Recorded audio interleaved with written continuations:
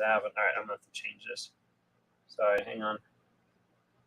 I made it so that the text was like bigger, but it stopped scrolling. So I was like wondering why I was like missing comments. How does a narcissist feel after they can't control you anymore? A lot of times they'll spiral out. They'll be frustrated because they've lost control. It's all about that control. After you've moved on and healed from the damage that's happened in the relationship. Yeah, no, very true.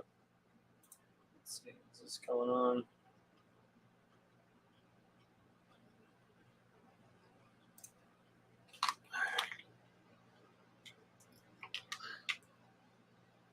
Camille, good to see you. Is YouTube active? Been having an issue whenever I try to go live on these Streamlabs. It's like not updating with YouTube. Okay, there it is. Looks like it's live. Okay, there it is. Looks like that one's live. Camille, thanks so much. Appreciate it. It's good to see you.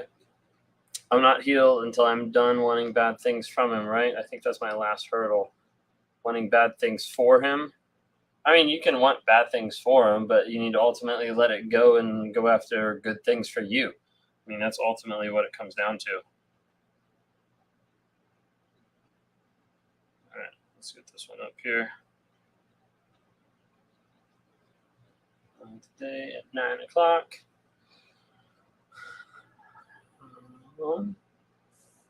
My divorce is final this month after 12 horrible years. My birthday is coming up and the ex-narc has been blocked for 8 months.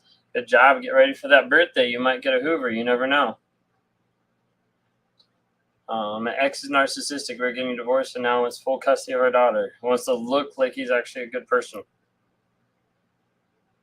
Oftentimes that's how it happens.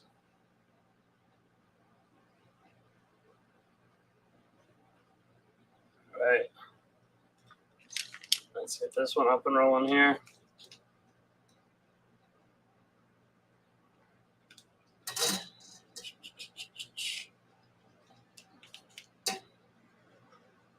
Right, 1 second, y'all. Go. 1, 2, and 3. 3, 2, 1. Let's see if I can make this brighter.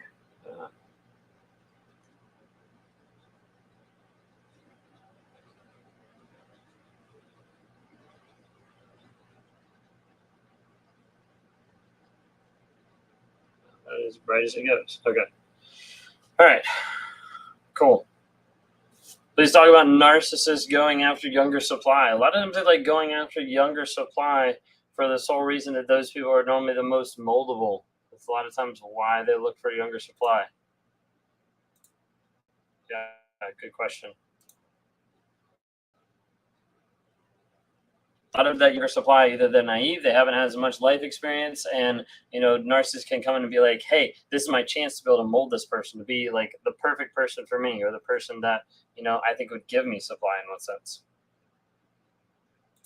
Why they choose the holidays to compliment, like Mother's Day. Holidays they want to make about them. Holidays they want to make about them. They can do anything about them. But like Mother's Day, make it about them. A special day for you, a birthday, they'll make it about them. Like they'll try every time to be able to make it about them. Very true. All right. Getting TikTok up here. Sorry, it's my last one to get going. So we can rock and roll here. All right.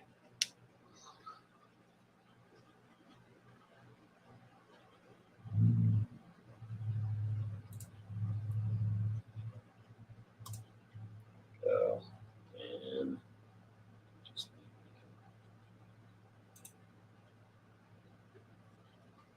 hello. Good to see everybody. Hello, TikTok. Good to see you guys. Thanks for tuning in. Just getting everything set up. All right. Update. There we go. Go.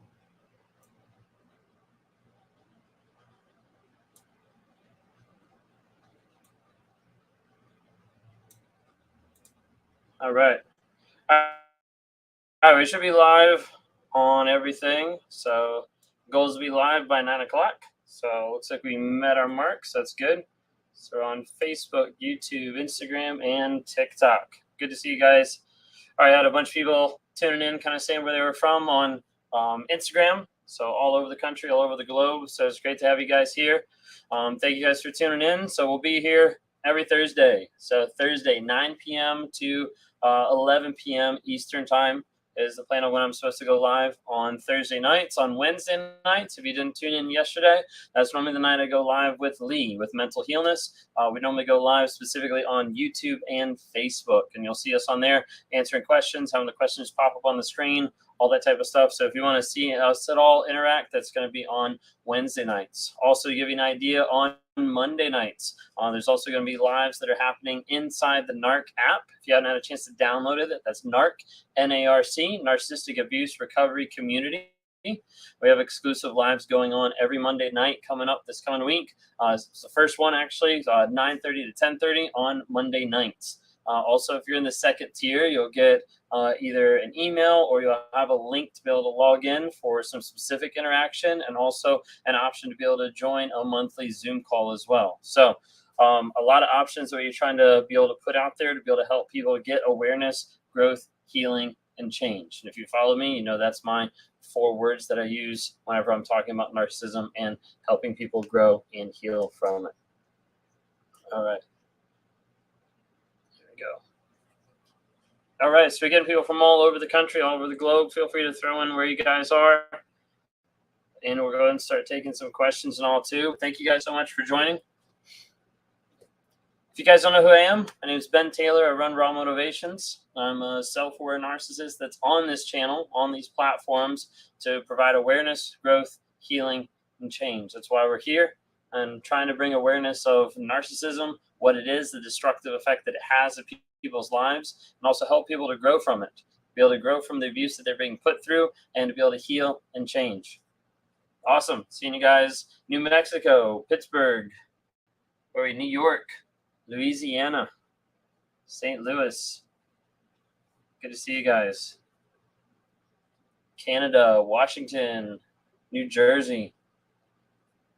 Great. Kentucky, Idaho, Maine, all over the place. Florida, just in Florida last week. Fort Worth, Texas. Good to see you guys. Awesome.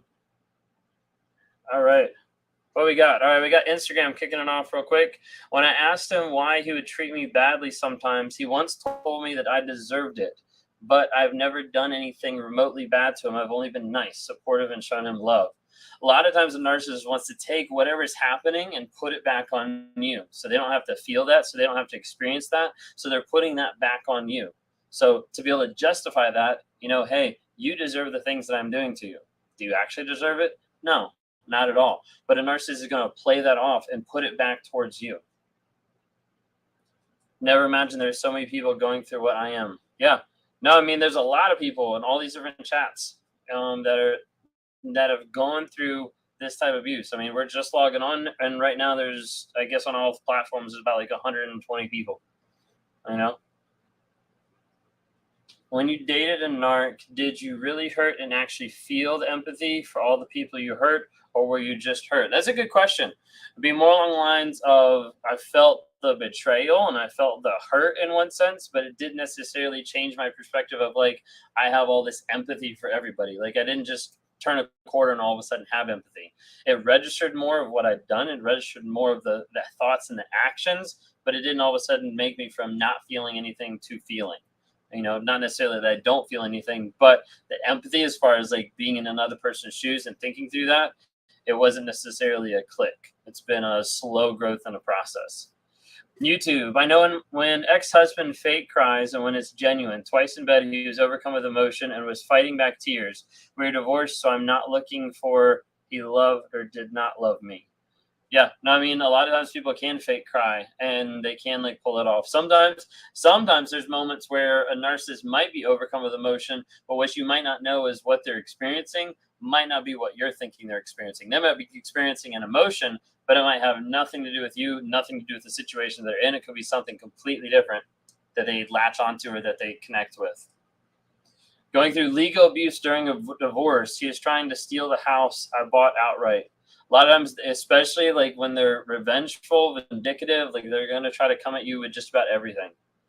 A lot of times they try to do that, and a lot of times they try to make themselves look better, like trying to get the kids, like so they can be like the good dad, good mom, whatever it might be. And very much so. What do you think is the cause of the rise of narcissistic behavior? Parenting. A lot of narcissistic behavior comes from either narcissistic parents or parents that are fed up with their kids and they're abusing them because they're inconvenienced.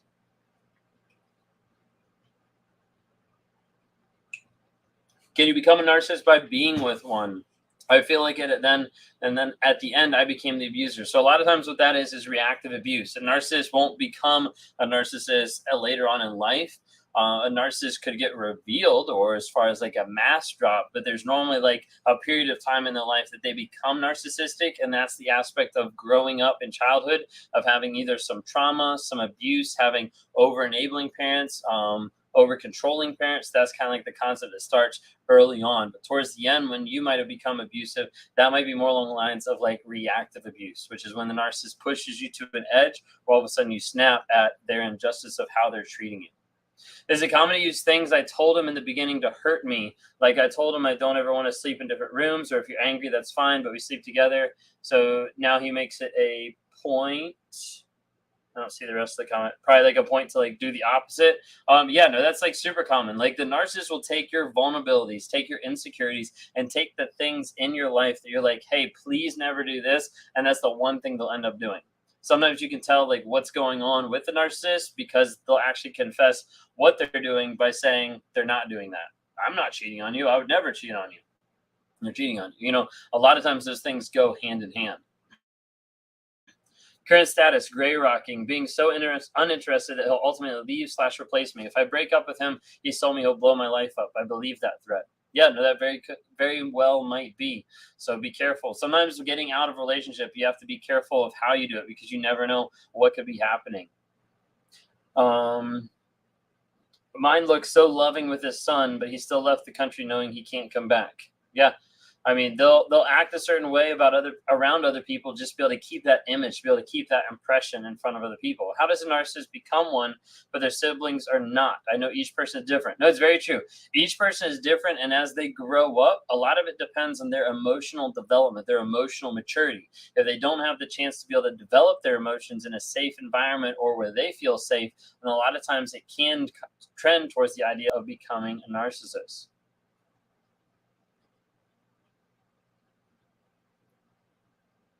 I blocked my ex-husband because he keeps telling me to get over him and move on, even though I was the one who moved out. I blocked him because he was texting horrible things nonstop, like everyone hates you, get your life together, your kids hate you, on and on. And it was getting in my head, but I tried not to respond. Yeah, no, absolutely. You have to go where you're not going to respond at all, because otherwise they will use it every single time. They will manipulate and try to get you either back or try to destroy you. Either way, when it comes down to it, at the end of the day, they don't really care. They just want one or the other. They just want control. Instagram, what about virgins? He would use my past against me and use that reason to not commit in our relationship due to me not being a virgin and him being bothered at me having a past. So virgin or not, it doesn't really matter. What matters is you having a past, period. Anybody that comes into a relationship with having a previous relationship, the narcissist will normally use that to be like, I can't believe you did this. I can't believe you had that moment where you did this. I can't believe you were with someone before me. I can't believe you cheated on me. Like all different types of stuff they'll come up with just because of something you did far back in the past. So that is pretty common. Why does he so quickly push me away anytime there's a slight conflict? He will just hang up if things aren't perfect. There is the concept with narcissism that they're looking for a fantasy of ideal love. If they can't have that, then they'd rather be in control and either leave or make it so chaotic so that you leave. That's an option with there. Narcissists don't like the idea of like rejection or like abandonment. So like if it's not going to work out, it might be the aspect of like, hey, let me hang up before this person leaves me. I know that's like a lot in like one moment. Next week we have a video coming out about what happens when you abandon a narcissist, and it talks a little bit into that and into a little bit to the rejection mindset. My ex-narc pretended to unalive himself and watched me from a distance break down thinking he did it. Yeah. A lot of narcissists are very manipulative, and I've seen some contract magical illnesses and all this type of stuff because they're trying to do that to be able to control you. Yeah, no, absolutely. So we have an app that's out that's called the Narc app, NARC. You can get it on Apple or you can get it on Google Play. What's in the Narc app specifically? Can't say that word. What's in the Narc app specifically is training for you to be able to learn about narcissism. So there's a course just explaining narcissism, like from the DSM-5. There's a course on there talking about gaslighting. There's a course on there talking about lying. There's a new course that just came out just the other day from Bree, Abuse is Abuse, if you guys follow her on any of the platforms. But that one is on boundaries. She did a fantastic job coming up with a great boundary course, even some exercise in it. There's also some exercises. So if you've ever had like a one-on-one coaching with me, or you've talked through some of the emotions, the feelings, the fable, and the facts, there's actually a whole exercise on there that you can have it in your hands and be able to process some of that stuff like on the fly. There's also the exclusive lives that we have coming up on Monday nights, 9:30 to 10:30 p.m. Eastern time, and also monthly Zoom calls that are going to be for the second tier of people that are on the app.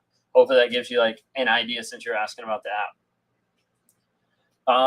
Let's see. Why can't a narcissist be done and over with divorce when he is full on has another girlfriend? Why can't he just be done with me? This control. It's the idea of like not being done with you still keeps them in control, still keeps them over you. Whether that means, hey, you can't be with anyone else, or whether that means like, hey, they're still manipulating a lot of the story. They want that control. They want the control of the mask. They want the control over you. Do you think it bothers him that I don't cry or chase him through the house when we fight? He seems to come down a lot faster now. Maybe, or he might just be seeing that you aren't having the reaction that he's looking for, so he's going to like slow it down. I want you and Lee to listen to my podcast. Y'all taught me so much, inspired me to educate others. And that's awesome. I'm really encouraged to be able to hear that. I don't think I've like followed you on the podcast. I know I follow you, but I don't think I've followed you on the podcast. Once he drove off and left me with arguing with him while driving. Yeah, no, I did a video a couple days ago on like, did your narcissist ever like rage you in the car? And I knew that there would be a decent amount of engagement, but I was shocked how many comments and even like stitches of people saying like, yes, and this is what happened. Like some of the stories were just absolutely crazy. But yeah, that happens a lot with arguments in the car for sure. Mine rolled the window up with my arm in the truck while pregnant and drove off and then said it was my fault probably. Yeah. No, absolutely. That's crazy. Rage in the car. Yeah. Rage in the car is a very big one. You know, maybe that's another red flag that we need to add to the list of like things to look for when you're getting in a relationship. Like, let them drive and have one of your friends cut them off. Like, let's see if they have road rage. If they have road rage, then that's a red flag. Let's go ahead and put a pause on this relationship so you figure out your own life. So my guy cheated in the past. He says he has apologized for it, but can't apologize for how it made me feel. I'm the only one that can control that. So my guy cheated in the past. He said he apologized for it, but can't apologize for how it made me feel. So he's sorry for cheating, but not sorry that it hurt you. I think that's kind of the direction that you're saying. I think that's what you're saying. But like ultimately, like, is it going to change? Like, is his behavior actually going to change? Is he just saying like, hey, I'm sorry, and then he's expecting you to just move on? He's expecting you to just get over it really quick? Like, is there actually like change behavior of him saying like, hey, I'm sorry for what I did. Will you please forgive me? And here are the steps I'm taking to never do that again. Okay. Yeah. No, I mean, if there's not change behavior, then it's not really an apology. Will he finally disappear from my life if he faces domestic violence charges? No, not necessarily. Like, you have a better idea of what you've seen as far as like him coming back and everything, so you just have to be really careful of that. I feel like my narc is over me. Then a month later, he's crying in the driveway asking me to go to church. They're going to keep coming back until you close that door. You got to close that door so they don't come back. Do I need details of his lies, or is he admitting his lies enough if he's trying to heal? All you need is what are the facts about the situation. I'm not talking about like, hey, what's the undercover truth going on? I'm saying, what's the facts about the situation? Does he lie to you? Does he respect you? Does he honor you? Does he demonstrate love? Does he demonstrate care? Is he working on changing himself? If those things aren't happening, then end of the day, doesn't matter. Losing one of my cords.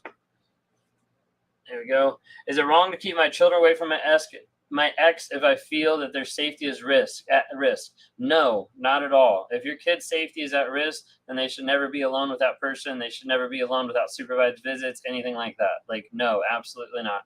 If their safety is at risk, then make sure they're not around. I got to the point of me never responding to him during confrontation. It gave me reason to try to prove to everybody else that he wasn't doing it. Okay. Fight and put yourself free.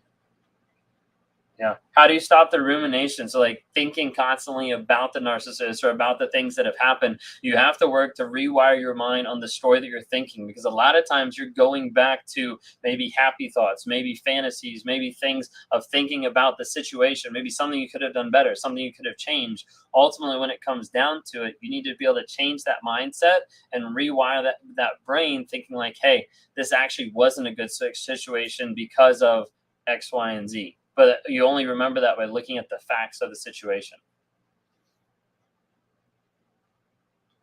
It is so hard to get the court to see safety issues with narcissism. It is. That's very true. This is very true. There's been no contact on both sides. Should I be concerned that he will appear again one day? I would always prepare for that. Prepare for the opportunity, the possibility that he might come back into your life, and plan accordingly. Block, ghost, go no contact. Make sure there's no way to be able to contact you. He keeps telling me I'm bitter because he left me for someone better, but it's only about their safety. He keeps telling me yeah, no, you're not bitter if someone betrayed you and went off with someone else. That's just you're hurt because they didn't honor, love, or respect you.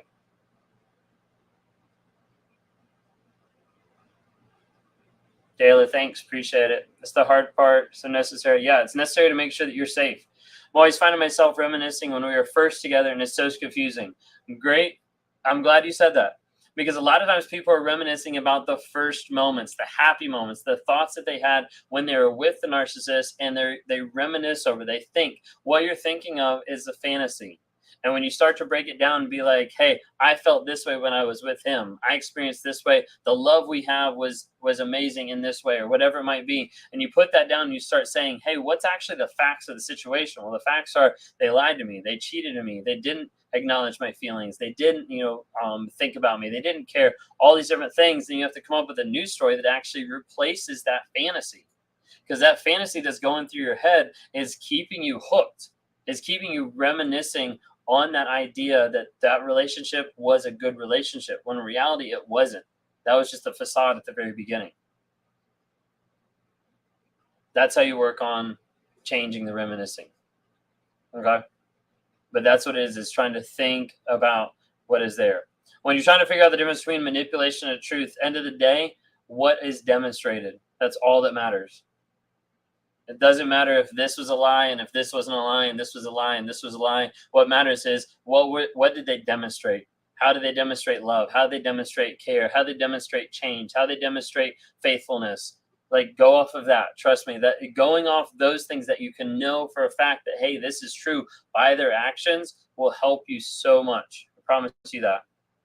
That's why I work with people on like a day-to-day basis. I'll help walk people through that whole process, because it's so good when they can look at the truth of the situation.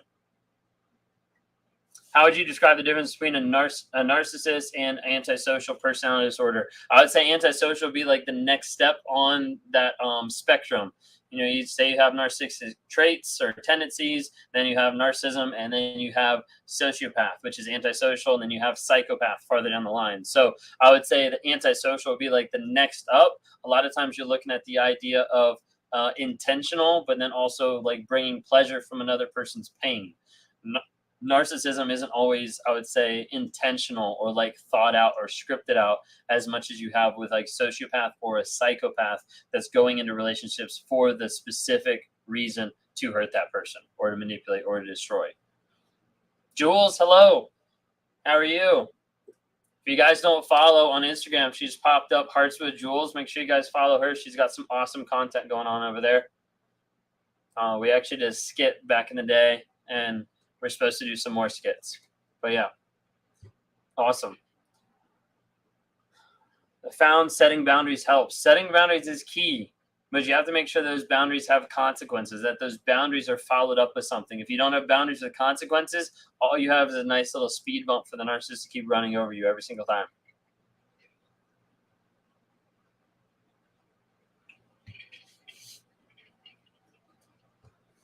You have to remind yourself daily with what you're dealing with. Absolutely. There's a big part of your journey of coming out of the darkness, of working through the healing process, that you have to remind yourself of what you went through. You have to remind yourself of the truth of the situation. Otherwise, it's so easy to say, it wasn't that bad. It really wasn't that bad. Like, they only yelled at me like every other day. Like, it really wasn't that bad. It was better when I was with them. Maybe I should go back to them because it was actually better than what it is now. And you'll find yourself getting sucked back in time and time and time again. I left 3 weeks ago. He texts me on occasion, never calls, just texts. And when he texts, it's just, hi, my love, and good night. Does he even care that we left? No, he doesn't care that you guys left. I mean, that's just the short fact of it. He doesn't care that you guys left, but he's trying to keep that text there so you remember that he's there, and so that door is still open. So that door is still open to control, to come back in to manipulate, like anything like that, whether it's a Hoover, well, it's coming back in just to destroy, like whatever it might be. That door, he's trying to keep that door open. That those texts every once in a while are just like the foot inside the door, so it can't shut completely. My ex-narc's cousin asked me out. I've been no contact for a year, and he is in a new relationship. They are very close. It's a huge red flag, possibly a Hoover. I don't know if necessarily be a Hoover, but I would definitely be careful of that, because you wouldn't want that person to be a flying monkey, and you end up like interacting or running into your ex a lot more. That's not a good thing.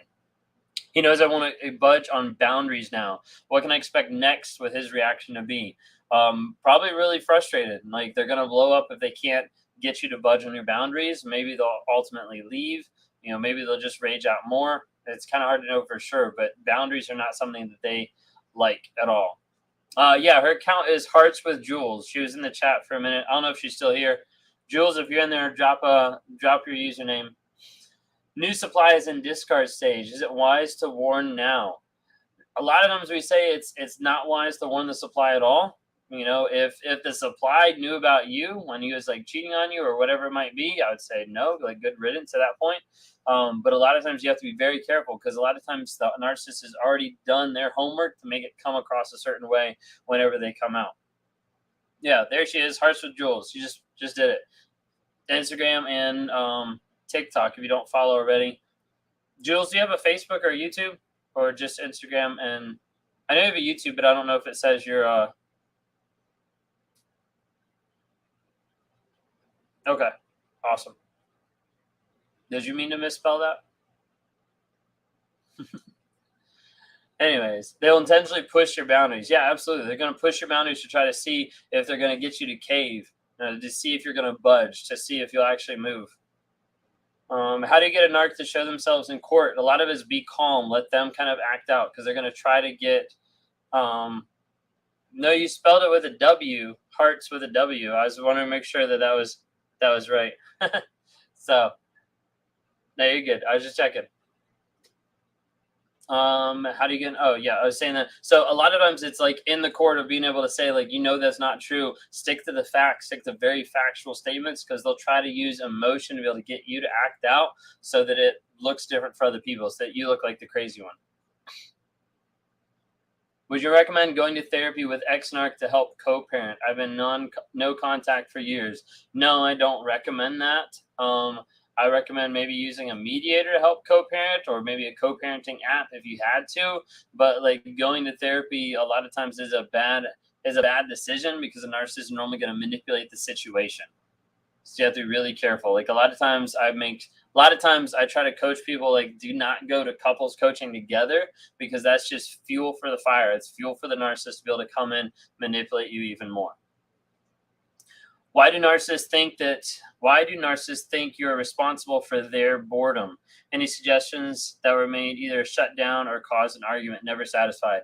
Yeah, part of it is the narcissist is never going to be satisfied. They're never going to actually give you the satisfaction that you came up with an idea that they actually like. So it's always pushing you down so that people know, hey, it's all about them. Anything you suggest is not good enough. My daughter's ex lives 1,000 miles away. Why does he continue to reach out? Why won't he leave her alone? He's not going to leave her alone until she blocks him completely. If he's a narcissist, he's going to keep coming back. He's going to keep trying. All right. Nope, answered that one. Let's see. They manipulate the therapist. Yeah, absolutely. Do they use their child to try and get you back? I left him and he moved states. A lot of times they'll use your child to manipulate, because children for them are either an inconvenience or a tool to be able to increase their image. So they can either increase their image or they can increase their image by controlling you. If they can control you with the kids, they're going to try to do that, because the kids are just a tool, just a piece, just something for them to be able to use. Okay, so try to think of that. Like whenever there's like a child in that aspect of the relationship, a lot of times they're going to try to use the kid against you. Even my therapist exploded in front of a third party, they still took his side. Even when my therapist, no, yeah, it's crazy. Like sometimes a narc, okay. Even when the narc exploded in front of other people, they still took his side. Yeah, I mean they're very good at manipulating conversation, having people say like, oh, like this is actually what's going on. Like they're very good at manipulating. Monarch filed for divorce but won't leave the house. Why? He's not spoken to me in 2 months. That's the control factor. That's the entitlement factor of being, I'm entitled to this house. I'm entitled to what I want. You know, it's all about that control. Good question. Will the narc spy using a friend's account after he already ghosted? My friend blocked and unblocked me very often. Yeah, no, absolutely. That's a great way to be able to do it. Whether he has that person's login or whether that person's logged in on his phone, a narcissist will use other accounts to be able to spy on you. My thing is like make sure like if that's what you're seeing, an account that's blocking and unblocking you all the time, I'd go ahead and block it as soon as you can. Is it possible to stay with a narcissist and have a healthy relationship? I feel like the stigma affects this, but I'm not even sure he could repair our trust. He cheated on various ways over 14 years. So the stigma is there because a lot of times narcissists aren't willing to work on themselves. And as a result, staying in a toxic relationship never has a good outcome. It never has a happy ending because of the fact that it's a toxic relationship. And if you're in a relationship with a person who's toxic and they aren't willing to work on themselves, they aren't willing to get help, then that's the aspect of where we say, hey, you just need to leave. How to know Hoover is on its way. What are some of the warning signs and how to avoid it if you see the narcissist all the time? Unless you have kids with them, I would say you shouldn't be seeing them all the time. That's the biggest thing. And if you have kids, there's a way to be able to lower that a lot. Whether it's through parenting app, whether it's through a mediation, whether it's through a third party, doing the best you can to be able to lower that is really what's necessary for healing and growth. Do they criticize you and go do the same thing and copy you? Yes, absolutely.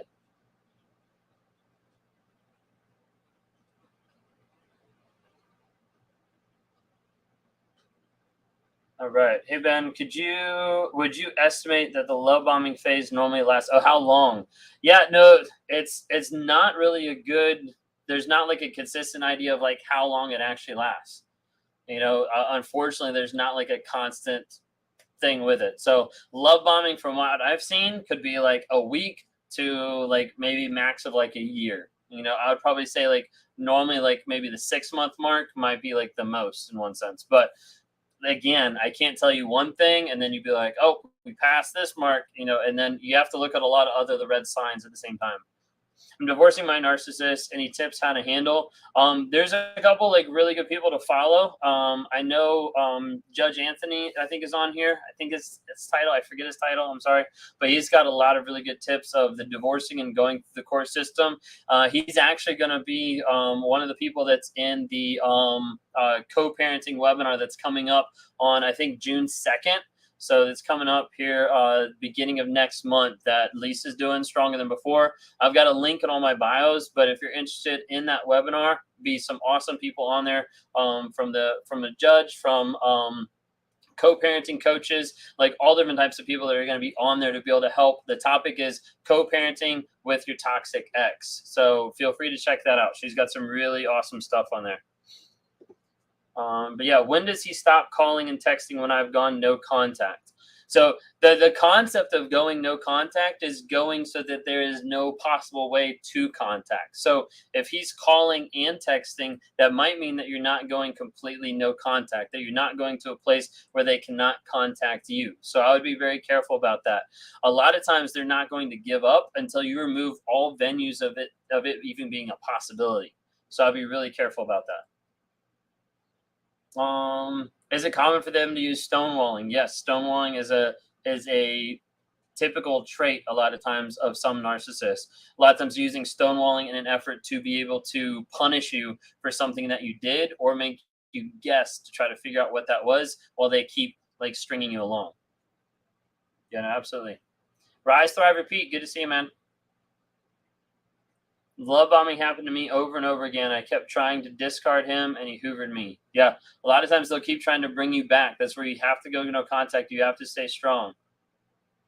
Blocked everything except phone because we have a child. So you might have to limit that. There is other ways to limit that, whether it's through parenting app, whether it's through email, whether through, divorce attorney, a lawyer, a mediator. There is ways to do it. I know they're a pain and they're annoying, but I know a lot of people that are having to do that to be able to help with their own sanity, with their own safety, with their own mental and emotional support. That's at least a thought and an option. I know there's one, I think it's called Talking Parents app.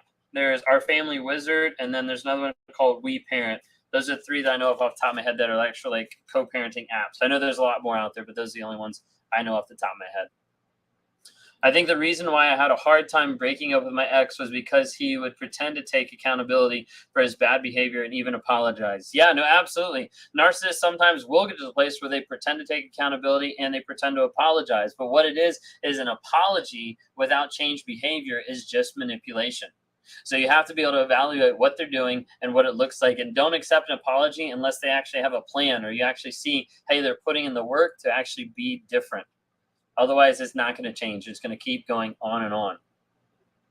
Thank you guys so much. I see some of you guys sharing and liking. I appreciate it just to help bring about awareness.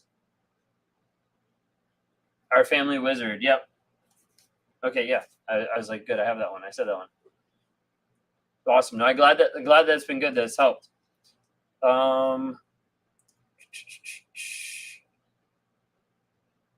Hoovering, then I found out he went on this cruise with a new supply. Yeah, they'll be trying to get back with you and be with a new person all at the same time. Like, you really have to be careful of that. A lot of times you'll see that happen. It gets really confusing sometimes. Psychopath Free, thanks for hollering it out, reminding me. If you guys haven't, I got it right here.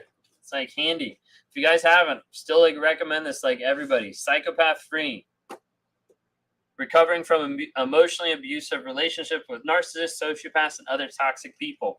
If you don't have a chance to read Psychopath Free, there's some of the audiobooks out there. Also, you can listen some on YouTube. Stacy, hello. Also, there's some of the YouTube as well, because some of my videos actually go off of some of that information on Psychopath Free. So yeah, check that out. Psychopath Free is a great book. Camille, great question. Do they change for the next supply? What if the new supply lives 2 hours away and she will never see the real him or will be hidden forever? So here's the thing. A narcissist isn't going to change or be fixed by the next relationship. I had a conversation with a narcissist the other day, and that's their thought process, thinking like, hey, it's just bad for me to be in this relationship. I'm just a bad person for this person. I think it'll just be better with someone else. So they're trying to go to someone else, and I had to tell them, I was like, hey, regardless of what you do, if you leave this relationship and go the next relationship expecting to be fixed, it's not going to happen. It's not going to happen at all. Narcissist doesn't give the next supply better. They give them better lies. They get them better gaslighting. They get them better manipulation. They get them better pipe dreams, better future faking. Like, they give them better of a facade because they learned from you and from the person before and from the person before how to keep dwelling and growing a fake persona. A lot of times you're wondering now how the next person's getting it. Well, how the next person's getting it better. Well, there's someone a lot of times before you that is wondering that about your relationship. Like, it's a cycle and it keeps going on and on and on. And it will keep going until the narcissist decides to have honest vulnerability, consistent change, and do the work inside themselves, but they're not willing to do that. I made him mad. He said not to message me again and only remove me, but didn't block me. Hey, it's a perfect time right now for you to go in and to block him. That way he doesn't have the chance to be able to come back. My ex told me he's putting a restraining order over me because of what I did to him. Then he says he loves me. That's that cognitive dissonance, like back and forth, back and forth. How do I deal with my narcissist business partner? Really good question. A lot of that has to do with boundaries, with setting boundaries, and setting, hey, this is where I am. This is as far as I'll go. Like making sure they understand, hey, this is how it falls in this like business aspect. If you don't follow already, Heather Coleman Voss on TikTok, especially, and on Instagram, she's got some content about narcissism in the workplace. Good questions, y'all. Good questions. I finally have to constantly retrain my brain to the reality of what I went through. If I don't, I will sugarcoat the narc behavior, not wanting to believe he understood what he was doing. Hey, that is a great statement. I'm glad you put that up there because I think a lot of people need to hear that. If you go through this process of being with a narcissist and having the destruction that happens with being with a narcissist, and you don't take the time to retrain your brain to remember what actually happened, the facts that happened. If you don't take that time to retrain your brain, a lot of times I'll like rewire your brain with the story that you're thinking. You'll get to a place where you'll doubt yourself, you'll go back, you'll get back of the Hoover, you'll be in a trauma bond, all these type of things, but it will prolong your healing for such a long period of time if you don't work on retraining your brain. One of the best things you can do after being with a narcissist is have time to yourself so you can actually work on your healing. If you jump into a new relationship, you're not going to get healing. If you try to rush through healing, you're not going to get healing. I just did a video, I think it came out today, of how long does it take to heal after narcissistic abuse, because people need to understand, like, hey, there's two people that I see when it comes to healing. There's the people that want to put in the work and want to actually go through everything they need to find that healing, or there's people that run through it as fast as possible because they just want to get back to how they were. Those are the people that the healing takes the longest for them to be able to catch. My ex-narc actually said, how do you think I feel? I haven't had a successful relationship since 1997. Well, common denominator there, you know? If you haven't had a successful relationship, it's not all the crazy people you've been with. What are some ways I could put back money when he has full control of the finances? Sometimes that might be where people start like a second job, start some online stuff, start some stuff to be able to siphon off money, basically, to be able to pull it to the side, to be able to get free and have their exit strategy. Why would they still talk to an ex after discard? They want to keep the door open. How do I work with a second pregnancy and keeping him away since he supplies no support? Understanding that, hey, that's all you got is just you. You know, if you have any family or friends that can be there to help support. I know someone that's going through divorce right now, where she just had a baby just a little bit ago, and she's in the middle of going through the entire divorce process in the same time. Super crazy, super stressful. She's trying to have a couple friends be able to help her out, but yes, like try to find some support there for sure. Mine kicked me out when I said I'm a nut job and something's wrong with me. I don't want to be this way, but don't know what to do. Is this manipulation? Yeah, it's manipulation. It's just trying to paint you a bad story or a bad picture of who they are, but then ultimately they're still doing what they want. How are narcissists as parents? Mine barely parents. Has met his daughter once, but reaches out at least weekly for supply from me, I assume. Yeah, narcissists don't parent very well, because you have to remember the majority of narcissism is geared around themselves and what they're looking at. So they want their mask to look well. So if a kid is going to help them look better, great. That kid is a useful asset. Otherwise, the kid is just an inconvenience. If you don't do eye contact with a narc at a workplace, will they still think they control you? I don't know if I could say that either way. In order to rewire my brain and let go, I spent hours every day accepting what it is and face the bad. Yeah. You have to do that, because otherwise it's so easy to be like, it's not that bad, and minimize that. Quick question. They agreed to meet with me after 5 months to allow me to have closure because I have some things I have to say. We were meeting at a public setting, and according to him, he's not going to interrupt me or add anything. He'll stay dead silent. Am I walking into a trap? If you're walking into a meeting with a narcissist that you know is a narcissist, then yes, you're walking into a trap. I would say if you're going to do it and actually fall through with it, then do it and get out as quick as you can. But when you think about it, if you've been with a narcissist, what's the last time you convinced a narcissist to agree to something that you were actually saying, like a concept or a thought, or that they were wrong with something? Otherwise, you're just walking in to be able to talk to dead ears. Like, it's not really going to go anywhere.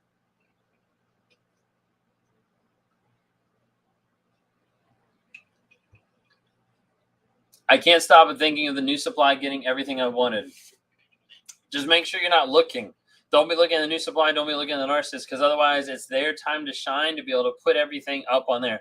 I was reading in one book, it might have been in Psychopath Free, it might have been something else, but it was saying along the lines of like the only people that need to prove that they're happy are the people that actually are not happy. A lot of times you're going to have that with narcissists. They're going to throw up on social media for the purpose of trying to prove I'm happy, that this is a good relationship, when in reality it's not. They're just doing the same thing. You just might be seeing it from the love bombing stage early on, but it will happen. Until they change themselves, until they change the triggers that's actually happening, it's going to keep going. Mine walked away with the kids, now playing police and court games to keep me from our kids. They want to look good in front of everybody else, but in reality, they're not the ones that are actually there helping out. My mom is a classic narcissist. Yeah, absolutely. If you don't follow already, you've got Stan coaching, and you've also got Abuse is Abuse, or Catherine Kleiss is on a couple of them as well.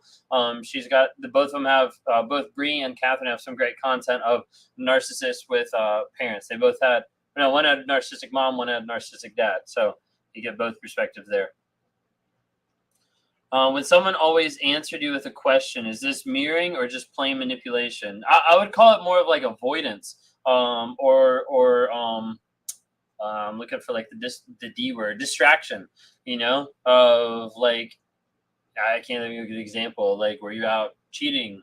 Do you think I was out cheating? Like, it's just like prolonging. Sometimes when people are asking questions, like in the moment, it gives them time to actually think of the answer that they're trying to create. You try to do everything with the new supply that we did, and even compared her to me. So that's the idea of triangulation. And what that does right there is that shows you, one, that nothing's changed, and two, she's going to get the abuse even worse, because he's already starting to compare you guys to each other. So as a result, he'll even compare you to her, even if she doesn't know you. Even if she does know you, he'll always compare you to her so that he can get her to up her supply, so you can get you to doubt yourself. Back and forth. It's just manipulation. That's all it is. How does a narcissist see that they're a narcissist, and how do they change? So there's an aspect that a lot of narcissists have some version of being self-aware, because of the fact that they're doing the things, they're doing the things in the moment to one person, and then they're hiding it from a lot of other people. So there is an aspect that narcissists like knows something's going on, or at the very least, I think at the very least level, narcissists know that something's weird, that there might be a cycle, that there's something going on. The problem is getting them to actually see that aspect of that. It's actually coming from them. It's actually coming from shame. It's coming from insecurity. That's like some of the hardest stuff to be able to do, because if you come out to a narcissist and be like, hey, I think you're a narcissist, boom, they're going to be like, hey, I think you're a narcissist. They're going to come back at you. They're going to try to manipulate. They're going to start researching so they can control you even more. I don't have a great answer to be able to say, hey, this is the route. What I would say is sometimes being able to actually work with people on behaviors, but not calling them a narcissist, or having to understand like, hey, this doesn't define you by this behavior, but let's work on that.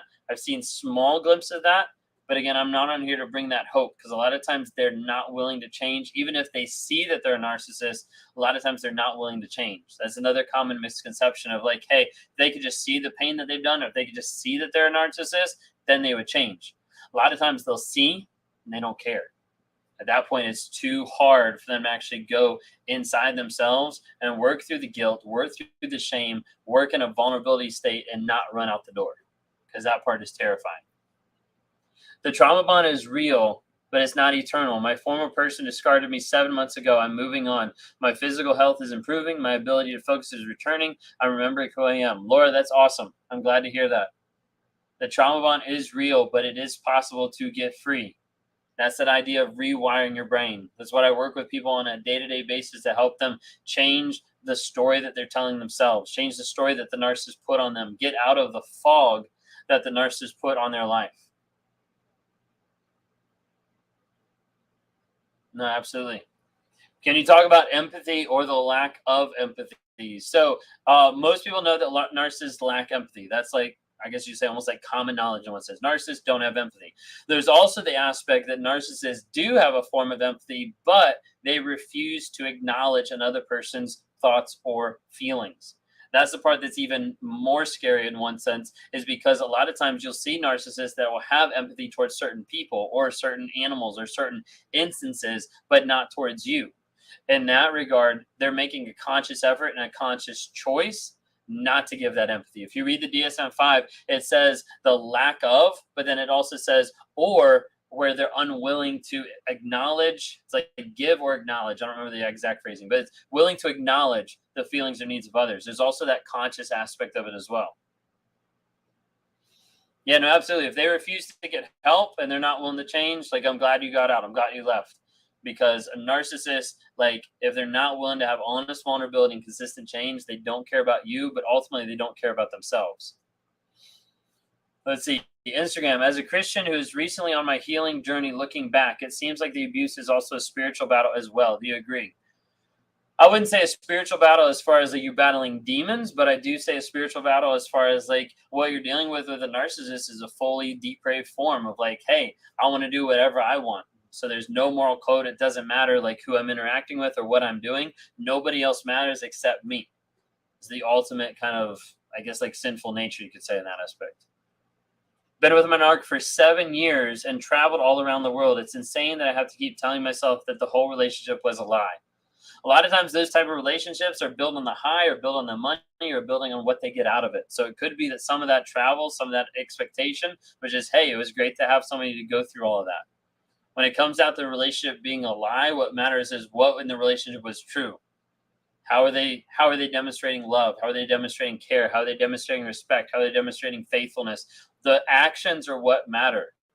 The actions are what matter on a day-to-day basis. I learned about love bombing, but I made myself look stupid chasing my ex. She thinks I'm crazy. She left me when I was down and out and with someone else. Yeah, no, love bombing can feel really crazy. That's for sure. I'm not sure the actual question there. I'm sorry. What is the best revenge on a narcissist who is lusting, watching porn, and constantly talking about other women? I mean, at that point, the best revenge is you getting out and you becoming the best version of yourself and letting them just wallow in their shit because it's not going to change anything. If they're not willing to get help, if they're not willing to acknowledge that they have an addiction problem, nothing's going to change. Where are we at, TikTok? Why is mine telling me to end myself since I say no to going back and then tells me he loves me? Yeah, so that's that cognitive dissonance. That's that push-pull. So cognitive dissonance is the idea of, as a narcissist, he's looking at you, he slaps you in the face and he says, I love you. He slaps you in the face and he says, I love you. He slaps you in the face and he says, I love you. And it goes back and forth to the point where you start thinking like, hey, this is what love is, or this is all I can get. So in this kind of instance, there's that push-pull of like, you should just get rid of yourself. Oh, but by the way, I love you. Oh, but by the way, do this. They go back and forth until they get to the place where either you follow through with their thoughts or you get back with them because you think, hey, this is the only person that's going to love me because no one else is going to accept me. No one else is going to love me like this person says they do, even though they're pushing me back and forth. The back and forth is one of the craziest feelings. Yeah. That's one of the craziest feelings for sure. He has dirt on me and won't let me go, blackmailing me, threatened to expose me. That one's a hard one because from my perspective as a narcissist, I'd be like, screw it and be like, expose me because I'm out of here. You know, really at the end of the day, there's not going to be a whole lot of things that someone has on you that's going to ruin your life. It might ruin a couple months. It might ruin a year. But as far as your life, a lot of times it will bounce back. A lot of times you'll get through it. Every time we go on a trip with my stepdad, he always tells everyone to have to watch our attitude to have a peaceful trip. But he's the one that has a bad bossy attitude. Could he be a narcissist? Possibly. I mean, a lot of times they'll get upset on trips. A lot of times they'll get frustrated. They'll do one thing. They'll tell you one thing. They'll do the opposite. Doesn't necessarily make it a narcissist. You'd have to look for a little bit more traits. Why do narcissists make so many fake profiles? Good question. A lot of times that's so you can get more people. Thank you. A lot of times it's so they can get more people, so they can appear more available, or that's so they can stalk more people on there. Whether that's exes that discarded them, or exes that said hey, I want no contact, and they set up another account to be able to stalk them. You never really know. Are narcs usually loners and rarely socialize with others? Not very often. That would be maybe on the covert or the vulnerable side, but not very often are they the loners. A lot of times you see either life of the party or you see them with somebody. Narcissist doesn't like to be alone, that's for sure. Yeah, absolutely. I'm so glad that it's been helping to get out of that cognitive dissonance. So Keep that story of like what's true in the relationship. Vacations, a lot of times they ruin because the attention is off of them. You have to remember, it's all about the narcissist. It's all about them. Whenever something else, whether that's a person or a thing or an experience that's taking the attention off of them, no bueno. They don't like that. Hey, thank you all so much. I see y'all liking it and sharing it. I really do appreciate it. Just to let people know and to bring about awareness about what narcissism is. So I'm on this channel to bring about awareness, growth, healing, and change. Do that every single day by trying to provide content, doing lives on Thursdays, doing lives on Wednesday with Lee. If you're on the Narc app, we're doing lives on Monday nights as well. Feel free to be able to check that out. If you hadn't had a chance to download the Narc app, N-A-R-C, Narc, stands for Narcissistic Abuse Recovery Community. We've got a lot of people on there that are learning about what do boundaries look like, what's gaslighting, like what's lying for a narcissist, all these different types of things. And they're tracking their no contact, they're recording their truth, and they're starting to develop a community with people to be able to like-minded people that have been through the same stuff. It helps you know that you're not crazy. Like you're not. The stuff that you're going through happens to a lot of people, unfortunately. How you're feeling with being with a narcissist oftentimes feels crazy, but you're actually going through something that's actually pretty normal. So I try to do that every single day when I'm working with people. Today, I think it was like 7 one-on-ones that I was able to talk with people, trying to help them break out of those toxic patterns, break out of ideas of a trauma bond, or the idea of like, hey, I know in my head this is a toxic relationship, but I feel like I still want to be with that person. That's the idea of the trauma bond, where you're stuck on hope or potential of another person. Does a narc ever apologize? A narc might come close to some form of apology if it is in their best interest or if they get something out of it. Otherwise, if not, no, they're not going to apologize. And if they ever apologize, it's probably going to be a very weak-ass apology. And it's probably going to be something along the lines of apologizing that you made them do that, or apologizing but not having any change behavior. He replaced me for being here around my 4-year-old.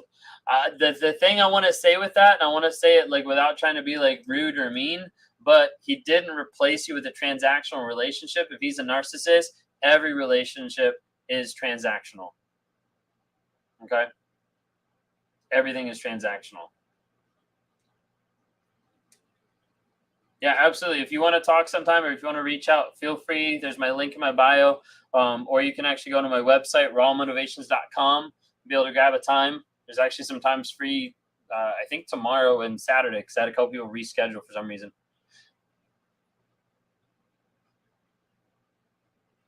But yeah. How's the trauma bond happen? So the trauma bond is based on cognitive dissonance. We talked about this a little bit ago, like the idea of that push-pull, the highs and the lows. A lot of times the other person is sucked in with the idea of either hope or potential. So they're always hanging on to the aspect of like, maybe this will get better. Maybe if I love them more, they'll change. Maybe this relationship will get back to how it was in the very beginning. Cognitive dissonance, hope, potential are some of the three like major aspects that I believe goes into the aspect of trauma bond. I'm feeling like I'm getting some selfish revenge watching his Hoover attempts, knowing that I'm not going to respond. I can just imagine him throwing one of his temper tantrums. Now, that's awesome. You know, just make sure there's no way for you to respond and go no contact as best you can. Like, make sure that's the biggest thing there. Does stalking ever end? A lot of times when they're obsessive and stalking, don't really know. Like, I've seen a lot of stuff that has lasted a long period of time. You have to be careful, especially if it's anything to do with your physical safety, your kids, whatever it might be. You might have to go the legal route. So you got to be really careful of that. Are you a stalker if you chase them? No, not necessarily, because sometimes the way they've already got you addicted to them, you'll try to go back and you'll try to chase them. It's really crazy, but it does happen that way. Yeah, no, there you go. I'm sorry that you feel that way. So that's a popular one. That's my apology. I'm sorry that you feel that way. No. Apologies without change is just manipulation.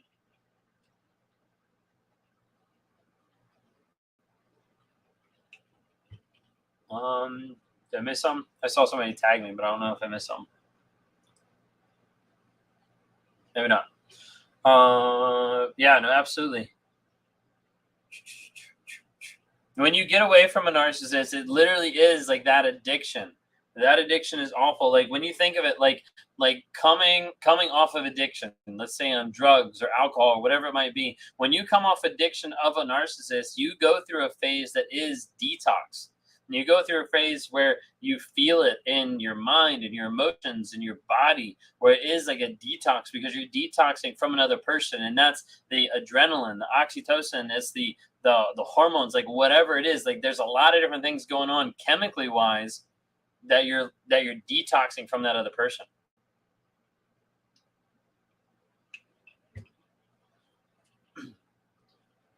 That's very good. Why do they hide their new supply? A lot of times it can be for a lot of different reasons. Sometimes they're hiding their new supply to be able to help look better to other people, to look better towards you, even though you know there's another supply, to be able to look better for the court system. And if you're in the middle of that battle, but a lot of times they're going to hide the other supply, even to look better for other people, to get more supply, whatever it might be. Please talk about the reverse Hoover. So the reverse Hoover is the concept where the narcissist sits back and waits for you to come to them. Oftentimes they've already set the stage, or they've already built it countless times, maybe with stonewalling, giving the silent treatment, to a place where they know that you're always going to come back. And then they leave your life, and they might be close by it. You might see them in passing in one sense, but they're waiting for you to reach out because they know you've always reached before, because they built that. I don't think it's a trauma bond. I fell in love. He fell out. It's only sad for me. Trauma bond's going to be sad, but the aspect would be like, hey, is it a toxic relationship that you still want to be part of? That would be kind of like the aspect of a trauma bond. Almost like, was it like Stockholm syndrome, where you fall in love with your abuser? That kind of an idea. Or infatuation of that person. Yeah, no, absolutely. Yep. Why would they ask for a picture of you if you haven't talked in months? Engage in conversation, be able to manipulate, to be able to get back in your life, to be able to hoover. I mean, it's all a crapshoot when it comes back. But like, it's like with a narcissist, if you're no contact or you haven't talked in a long period of time, if you can get that one text to get responded to, it's like in the narcissist brain, it's like, I know I can work for this person. If I can get you to respond, I mean, oops, like, sorry, that was an accident. Hey, no worries. Ha, oh, hey, how have you been? Like, if I can get you to respond, I can get that door open. If I can get the door open, I can walk right in. Might take some time, but I can walk right in. I broke no contact, and he's doing the silent treatment big time. I knew better. Hey, while he's doing the silent treatment, take that time to go no contact and go ahead and block him on everything. It's crazy. It just happened out of nowhere. I did nothing wrong. What am I missing? Oh, okay, what do I do about the silent treatment? They're very manipulative when it comes to that. Yeah. Silent treatment. Yeah. They're trying to make you doubt yourself. They're trying to make you come back and question your reality, question what's going on, and make you think, hey, this is my fault. So when the silent treatment's happening, work on yourself. Kind of try to disconnect a little bit from that, because all they want is that reaction. They want you to be begging for them. Okay. Does a narcissist become trauma bond to his or her victim? No, I don't believe they do. And you've been talking with other psychologists, I don't think that they do at all. Because that idea of like hope, that idea of like push pull, the idea of like love or potential that they're looking for another person, that's not there, because that care isn't there with that other person. Yeah, the detox a lot of times is very brutal. The detox is very brutal. A lot of people talk about how awful it is being with a narcissist. You don't hear a lot of people talking about how awful it is after you leave the narcissist. But the thought from it and the action and what actually happens is, once you leave, a lot of times it feels worse for a period of time, but it does get better. There you go. Regina wrote it right there. You're mourning the death of someone who's still alive. It's a very good way to put it. He hits me up every month, and I think maybe, then he pulls back over and over. Same. Yeah, no, I mean, he's going to keep doing that time and time until you stop thinking maybe. You're thinking maybe because you're holding on to a fantasy. You're holding on to a story that you think is possible, that there's no facts, there's no truth to that, that's actually been validated by his past actions. I can't see the one comment. What is it? How long after no contact does the trauma bond start to break? That's all dependent on you. That's a really good question. But going no contact is really key to be able to help that healing process. But then how much you're actually spending time working on the healing process, working on you, working on rewiring your mind, of changing that story that's been put on you, upbringing, or yourself, changing that story to be able to believe what's actually true based on the facts. That's what gets you healing as fastest. Okay. I don't have a time frame because everybody is different. Like I said earlier, there's two types of people that come into coaching that want healing. They either want healing fast and like yesterday, or they're like, hey, I'm here to put in the work. I'm going to figure out how do I get my healing. I'm going to do whatever it takes. One gets healing faster than the other, and it's not the person who's impatient for it. My ex got married and tried contacting me once he got bored with his wife. Why? I mean, that's just that Hoover that's just trying to be able to like get supply from other people. Like that's a high. Lisa, how you doing? If you guys don't see, Lisa just jumped in the chat stronger than before. If you don't follow her, she's on TikTok and Instagram. Check out Stronger Than Before. We got the webinar coming up. I want to say it's on June 2nd, I believe. I've got the link in my bio for you to be able to go. But she's put on a webinar, which is how to co-parent with your toxic ex. Really, really awesome group of people that she's got coming on there. So feel free to check that out. June 2nd. I got it right. Cool. I recently found out about narcissism. My husband filed for divorce 2 weeks after we separated. He said I don't deserve to know why he's divorcing me. That is very confusing as well. Like it's just that's manipulation. Like not even giving you like a heads up or a thought of like what's going on. Yeah, no, something's there. That's for sure. My ex-narc just recently told me I was right about everything except the cheating. I haven't replied. Why would they admit to everything once the relationship is over? That's just either a Hoover. That's just trying to continue that communication. You know, a lot of times the narcissist will die on that hill of like, you know, I was right about all this, or like, you know, I did this, except I didn't do this. I never did this. A lot of times it's lies.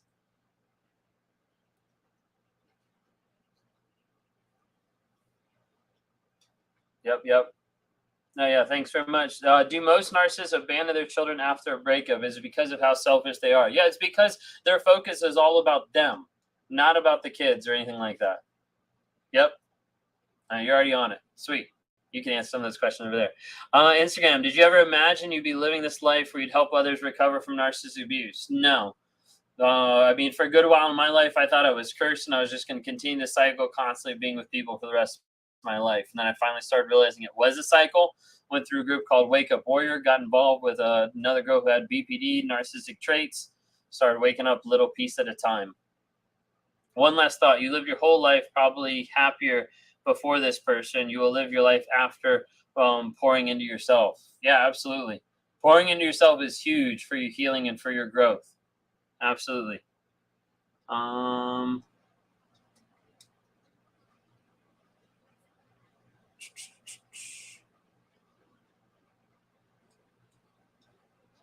Yeah, no, good questions, good statements, y'all.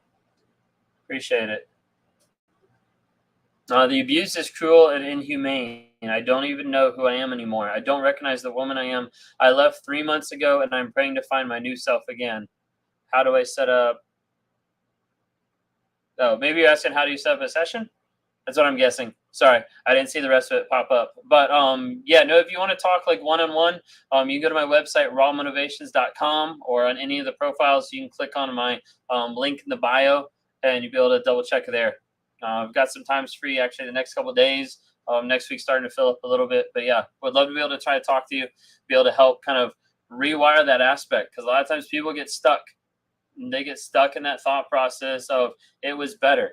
I think I want to comment on what you actually said, because I think one thing that you said was actually really good. If I can scroll up here. I'm praying to find my new self again. I think that's really key, because a lot of times people in the healing process want to go back to how they were at the beginning. They want to go back and be like, hey, like I just want to get back to where I had my strength again, where I was confident again, whereas all these different kinds of things, and they're looking of trying to get back to a certain state. The thing is, you're never going to get back to the state you were before you're with your narcissist, because you've been through abuse. You've lost some of your innocence in that aspect. You've lost different things that you're not going to get back. But the idea is you continue to grow, you transcend to a whole new different person. You grow and you transform into something that is bigger, better, badder, however you want to call it. You transform into someone that is way more confident, because you're learning about narcissists, you're learning about their habits, you're learning about everything about it, and you're taking back your power.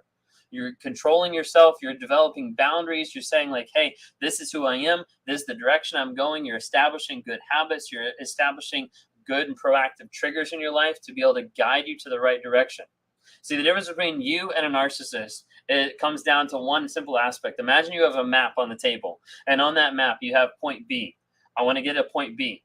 The thing is that you have an advantage over the narcissist is you can actually say, hey, I know where point A is. And once you know where point A is, you can actually build a script to be able to get to point B. The narcissist isn't going to be able to do that because the narcissist isn't ever going to acknowledge where point A is. Because acknowledging where I am means that I have to acknowledge my guilt, my shame, and means I have to be vulnerable at the idea of accountability and responsibility. And that's something that I don't want to do. That activates that shame time and time again. What do you think about recommending Wake Up Warrior to a narcissist? Do you think they'll get it? It's a crapshoot. Unless they're willing or open even slightly. And it really is. I've got one narcissist that went through Wake Up Warrior. Didn't do a thing. And I've got another person that I'm actually doing Wake Up Warrior, the 30-day challenge with coming up here in the next couple months. That one is going to do a thing because they're already open to change. They're working on themselves. So it really comes down to what's going to get through them, what's actually going to work.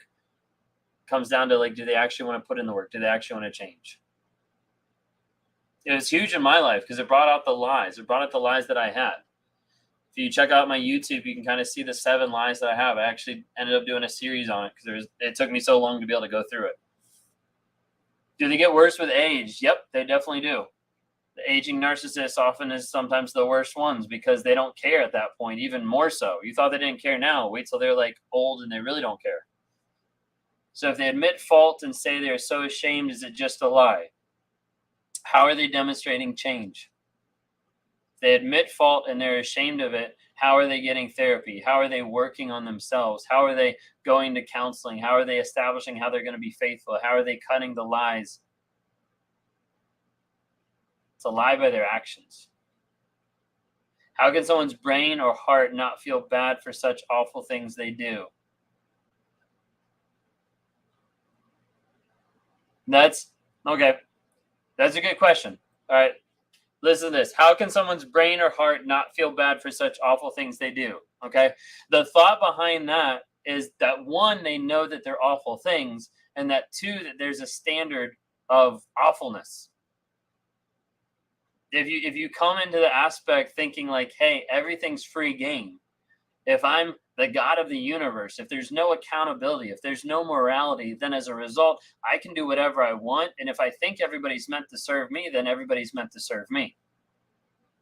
So when it comes down to it, that thought process of how can they not feel bad? Or, sometimes people ask, like, how can such a person do bad things to good people?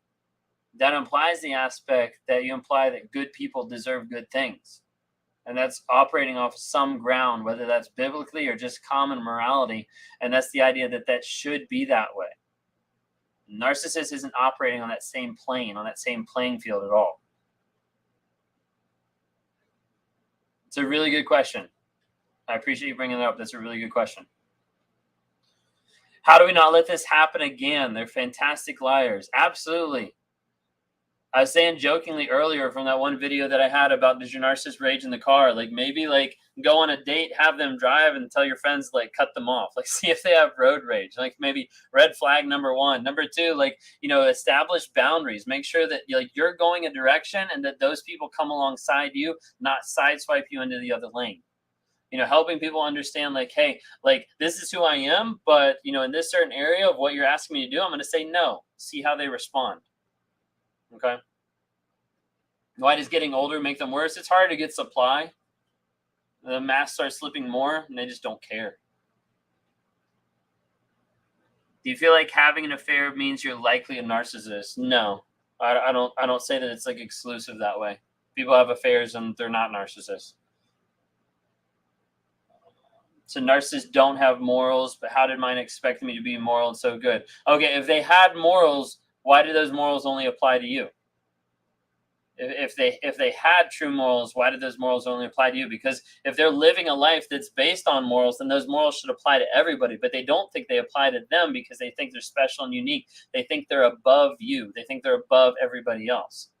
That's the aspect of it I'm saying, like, they don't have those morals. Yeah, no, hey, you're asking some really good questions. I'm not coming at you. I'm just saying, like, you're asking some really good questions. When do you think the people in the narc's life will catch in that they are narcs? After all the drama and failed relationships, won't people catch on? A lot of times you have like family or like friends like around that aspect that over a period of time, over the years, eventually do catch on to a certain period of time. How many traits do narcissists have? So according to the DSM-5, there's 9 characteristics of narcissism. You have to have at least 5 to be considered diagnosed. So check out the DSM-5. Would you consider it possible for a narcissist to hoover if they have lied to get a restraining order against you only because you tried to get an apology and saw it as harassment? I think I see that question. That is confusing, but I think I see that question. I think from my experience, I've seen a narcissist try to hoover on any side of the spectrum. Like, if you put in the restraining order, I've seen them try to hoover. If they put in the restraining order, I've seen them try to hoover. I think that might answer your question there. But yeah, that's along the lines of you'll see them do just about anything. The person I'm with is a narcissist, and I've often felt guilty because he made me feel the problems were our fault. I acted very violent because of his lies and cheating. So that's the aspect of reactive abuse. And as you notice there, a narcissist will normally say it's your fault. If they can't get away with it being your fault, then they'll go down a little bit lower and they'll say, hey, it's our fault. Our fault is just a fancy way of them saying your fault. They just took the Y off the word. That one's free. I just came up with that. They're always looking for something better, younger, etc. Yeah. Younger oftentimes means moldable. That's what a narcissist is looking at. The worst is when they use religion as an excuse. Absolutely. My therapist has recently suggested I develop NPD via my ex. Have you experienced that with your exes? That you developed NPD via your ex, like you didn't have NPD before and then you have it after you have ex? It might be time to go see a new therapist because NPD doesn't develop like midlife. It's from a childhood response, from childhood development. You might have what we call them, narcissistic fleas. Like you might have characteristics that look narcissistic because you're with a narcissist, whether that's to survive or different things like that. But yeah. Yeah, I know it's a good quote. I'm literally going to forget it. I remember like what I said, but not what I said. I remember like the why an hour, but I'm gonna have to like write it down. Otherwise I am gonna forget that. Like someone throw it in the chat. I'll take a screenshot.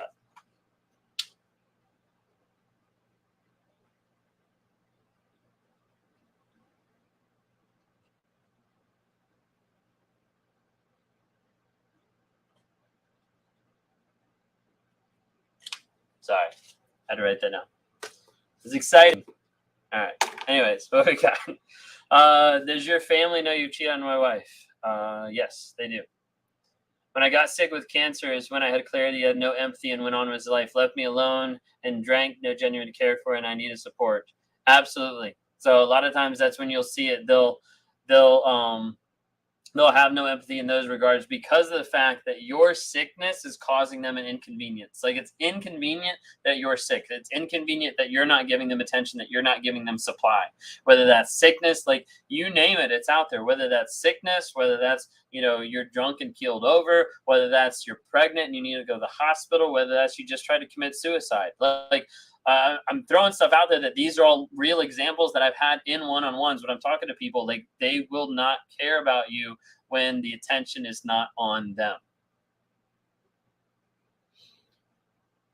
Why are narcissists offering advice for us? I just don't understand self-aware narcissists. So yeah, no, good question. So there's not very many self-aware narcissists on here. For me, part of my healing journey is getting honest and getting vulnerable. So I do that with therapy every single week. I've been going to therapy now for 14 months every single week. And so me being able to come on gives a lot of people clarity and lets a lot of people have even aspects of closure, understanding what's going on from the narcissist side. And for me, it's also trying to be able to be honest and vulnerable with who I am and actually be able to talk to people to be able to say like, hey, this is how you avoid this, because otherwise you'll run into this shit with these type of people. But yeah, no, thanks for asking. Why do narc families enable their behavior? Oftentimes it's because the family is narcissistic or the family is ashamed of what they have and they want to be able to hide that. Affair with narcissistic boss. Should I go to HR? Yeah, I would say definitely you need to cover your butt in that aspect.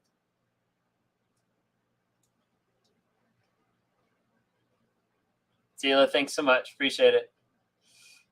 I said trying to process it all. We're married 15 years. Yeah. Absolutely. If I keep going back and forth about whether he is a narcissist, does that just mean I'm dumb? No, not at all. So what I want you to think about right now is if you're going back and forth, if you're debating like, is he a narcissist? Is he not a narcissist? What I want you to do is take it off the table. Okay. If the word narcissist doesn't exist in your vocabulary, let's talk about it.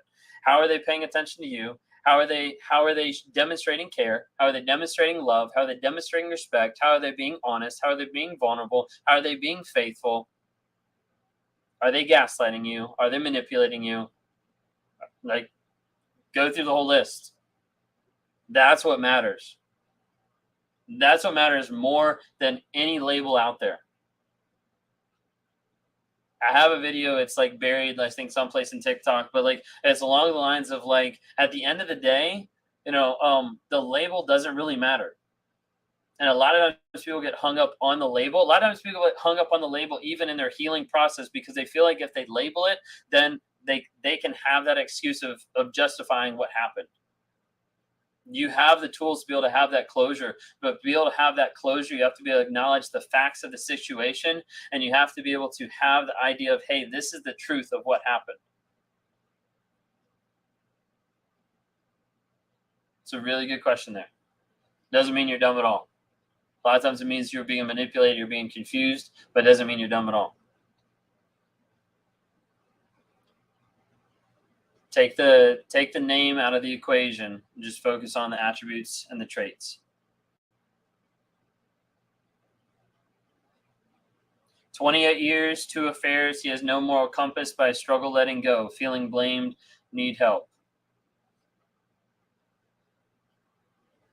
A lot of times the narcissist is going to try to make their problems your problems. When it comes down to it, they're going to make the things that they've done feel like it's your fault. When the reality, at the end of the day, you're not in charge of their decisions. You're not responsible for what they do. But they make the conscious choice and the conscious effort to be able to say, hey, I'm going to lie to this person. I'm going to step away from this person. Yeah, there's aspects that it's, learned from early on, from childhood development, from trauma. Yeah, there's aspects of it's a survival mechanism, like all this different type of stuff. But at the end of the day, there's still that choice. Because they make that choice every single day when they choose not to rage at someone else or not to lie to someone else. Can you start feeling suicidal by being with a narcissist for many years and nothing changes? Yes, absolutely. If you're feeling that way, please get help right away. Go to a hospital, talk to a therapist, talk to a psychologist. Please, anybody, reach out. Call the suicide hotline.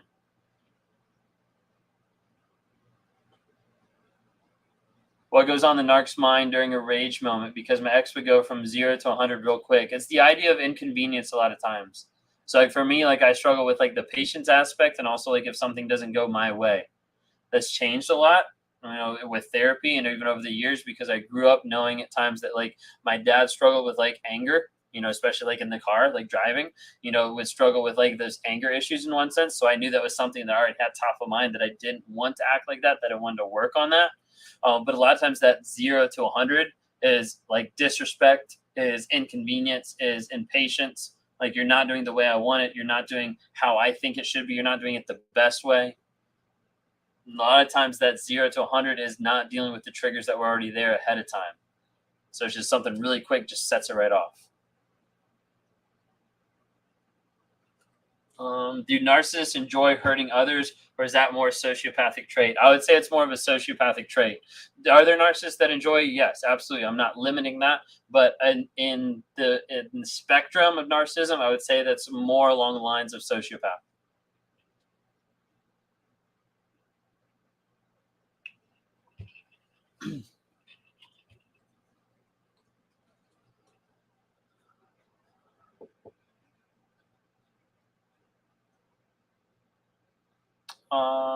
Let's see what we got.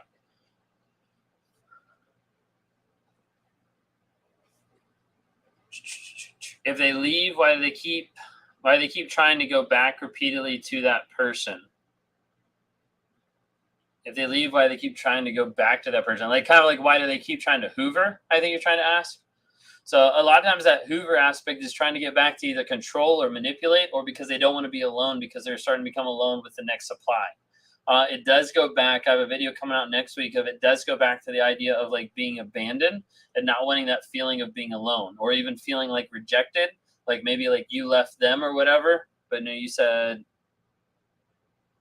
they live. So like even if they leave, maybe they tried to leave before they thought you were going to leave, and then like maybe I can reach back out, maybe I can get back in with them, maybe I control them. It goes back to control a lot of times.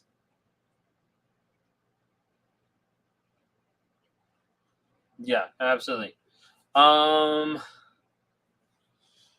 the Hoover, my narcissistic ex will actually apologize for hurting me. Is this a common tactic? But then I give another chance, he does the same thing all over again. So the first thing I want you to be able to say, be able to notice in your question there is apologize for hurting me, and then give another chance, he does the same thing again. So what he's actually doing is he's not apologizing, because apology without change behavior is just manipulation. So what your narcissist is actually saying is he's coming up and he's saying, hey, I hurt you.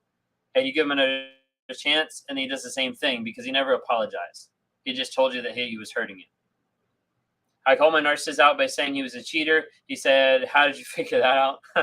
I mean, yeah. So part of the thought behind that is they want to know how much you know. Like a narcissist is like switched into like, I don't know what it is, like lawyer, attorney mode. Like, hey, we're going to go into this inquisition room and we're going to see how much they actually know.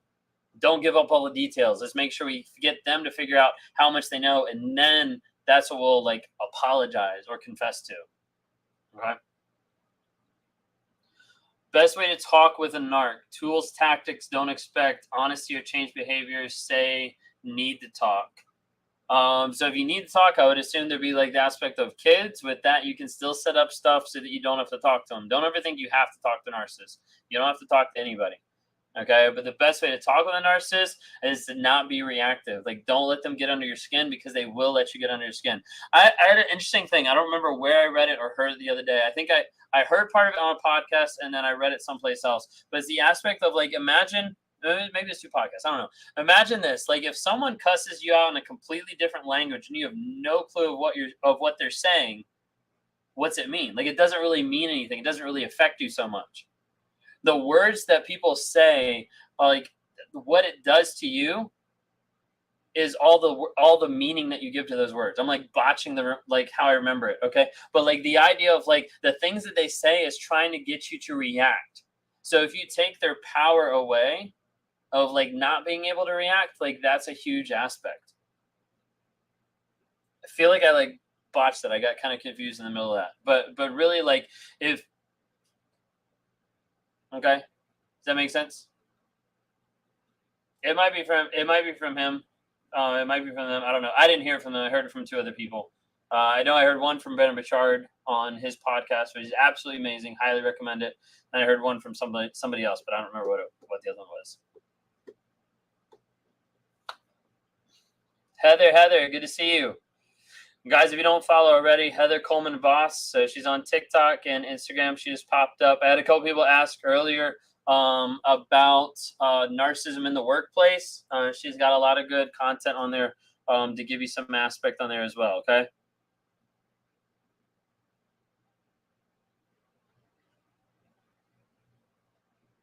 What do we got? Are there levels of narcissism? Because my brother-in-law has every aspect I've ever heard you talk about.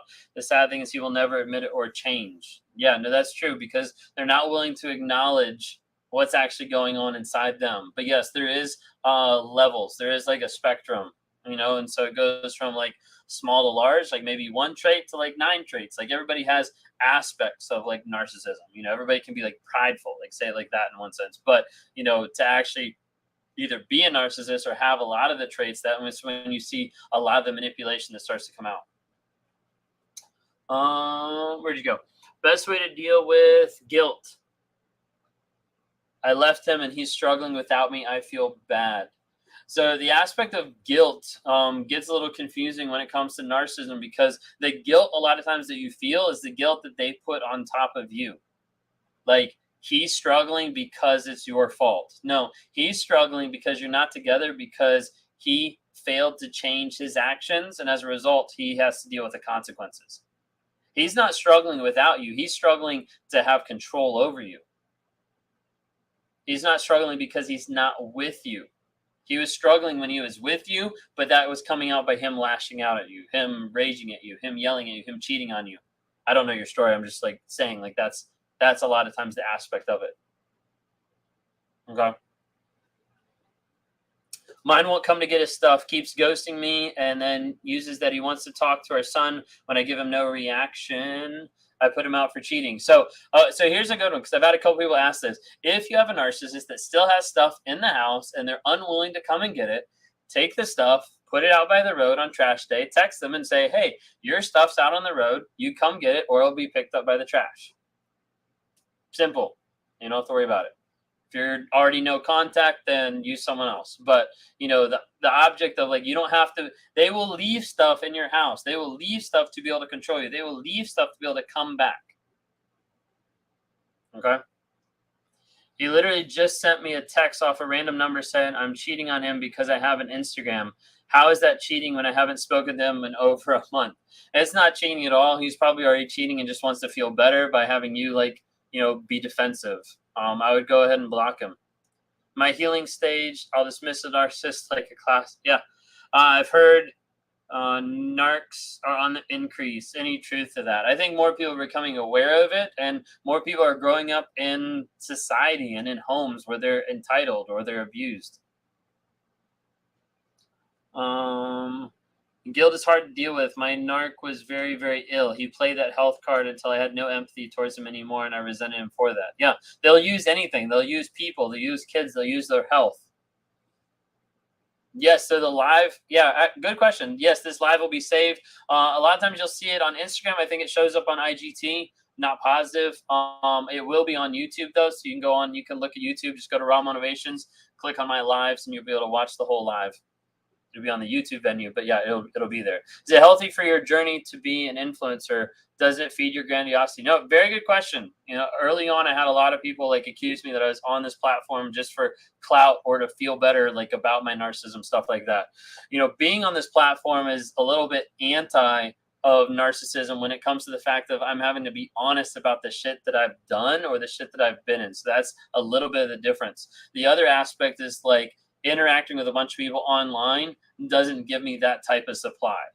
What I was more along the lines of developing a relationship, manipulating someone, and being with someone over a period of time than I was interactions online. That might help a little bit, but it doesn't necessarily feed. What it is more as it gives me validation that I'm helping other people now. So in that terms of people talking about negative or bad supply versus healthy supply, and once that you can say the supply I get now is helping people succeed, helping people get away from these type of relationships. I guess you could say atone for my sins in that aspect, but that's some of the aspect of being on here. As part of my journey, I knew that I had to get to a place where I was being honest. And I couldn't do that just in one aspect of my life. I had to do it in every aspect of my life. Okay. No, good question. Thanks for asking. My husband has high narcissistic traits, but also suffers from homicidal ideation. Common for narcs? No, I'd say that's more on the sociopath, psychopath side. I'd say be very careful. Make sure you're being protected. How do I protect my kids from receiving narcissistic traits? Very good question. A lot of times you're looking at how to help your kids not become narcissists or not to pick up some of those traits. Typically what you want to do is focus on their growth, their emotions, their safety. Because a lot of people develop those narcissistic traits by not feeling either in a safe environment or not feeling safe to express their emotions and feel judged or discarded from it.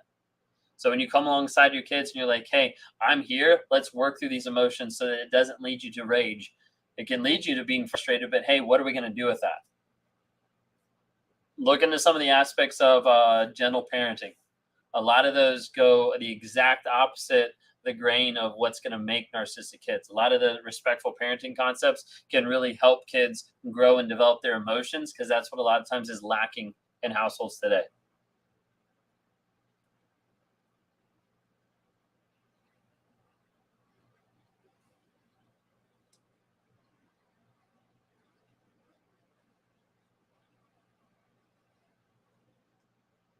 Awesome. Y'all have a lot of good questions, a lot of good action. I'm just trying to like catch up here. Do they always hoover? My ex has completed discarded me and I've not heard of him for 4 months in our 6 month separation so far. So 6 month separation, does that mean like you guys are getting back after 6 months? If so, I'd be really careful with that, because a lot of times if you're separating for a period of time, that means you're separating to work on yourself and work on the relationship.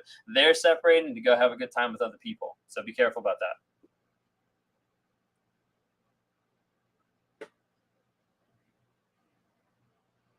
Awesome. Thank you all so much. Lots of likes, lots of shares going on over there. Appreciate it. Spread this awareness about what narcissism is. How do I know whatever he says is real or not? There's an aspect that you don't. You can only go off of what you can validate, and that a lot of times is the actions and behavior. Are you able to detect the narcissist when you talk with one that hasn't been diagnosed? That's a good question. Honestly, there's times where I talk to narcissists on like a day-to-day basis. Maybe they don't sign up under the narcissist tab and they just talk to me.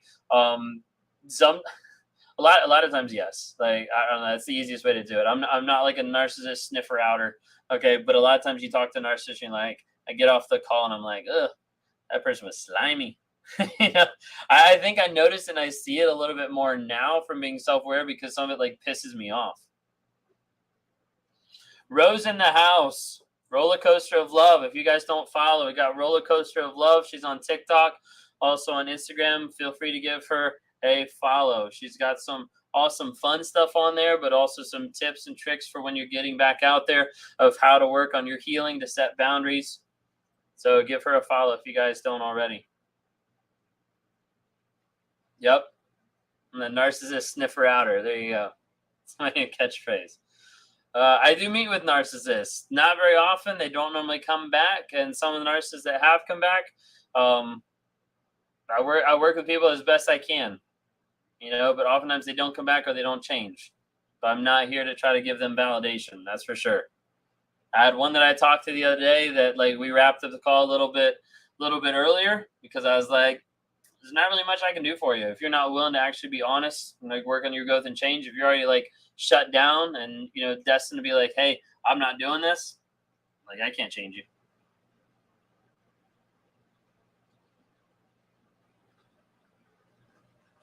What helped me most in recognizing my destructive traits?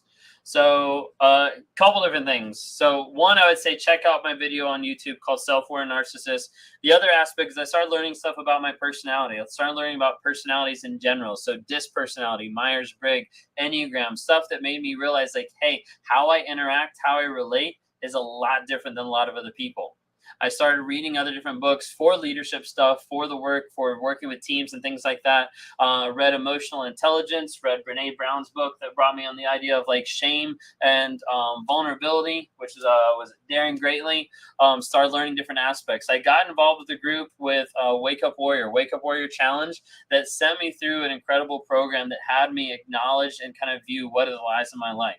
If you haven't taken it, I would highly recommend it to everybody out there, because it is really powerful. It is really effective.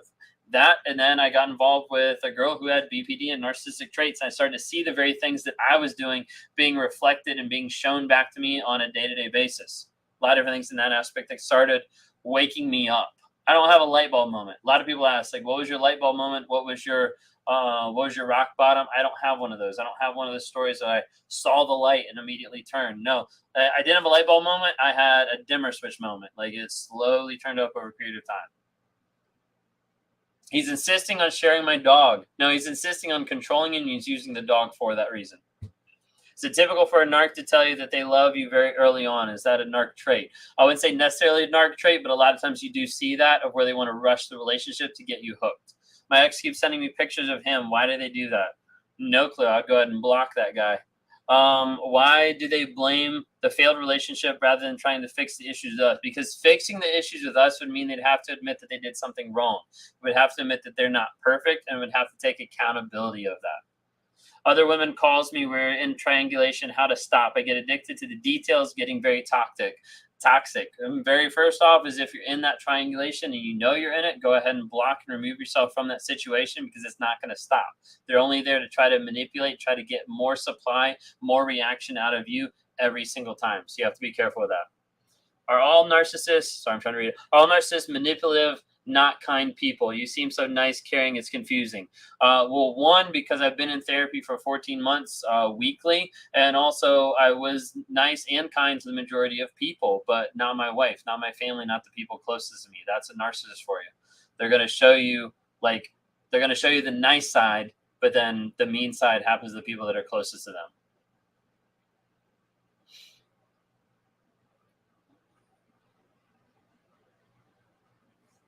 Self-awareness and empathy are not narcissistic traits. That's a very good thought there. So if you read the DSM-5, it actually doesn't have anything about self-awareness in there, FYI. Empathy, it also has in there that narcissists lack empathy or are unwilling to acknowledge another person's needs and emotions. So when it comes down to it, there are narcissists out there that do have empathy, but the worst thing about it is they're choosing not to give that to you every single time because they know that it can control you.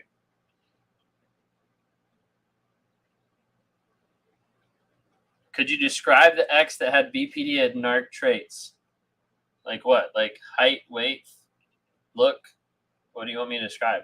They can betray nice and kindness to the ones that get their supply from, and everyone else will also be kind too. Yeah, they'll manipulate everyone's perception of them. So they'll manipulate, like everybody thinks they're wonderful, but in turn, they're not wonderful to the people that's closest to them. Does anyone feel like their relationship was fake or dreamlike once the true colors come out? A lot of people feel like the way, I mean, it feels crazy, doesn't it? I mean, it feels like, how could I have fallen for this? Like, what's wrong with me? But in reality, like, you're experiencing something that's actually normal. You're experiencing something that's normal for a person who's put in that abuse. Yes, I am with my wife. We separated for a period of time. The only reason she came back is that she saw me putting in the work of being honest, vulnerable, and working on change. And if she walked out of my life tomorrow, I'd still go to therapy the next week because I know that I have to have that in my life, period. What makes a narc find you more negative than others? I guess you mean like less attractive to like being manipulated? I don't know, maybe like reword that so I understand what you're trying to ask.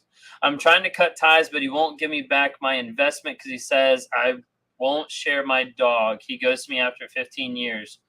Trying to cut ties, but he won't give me back my investment because he says I won't share my dog.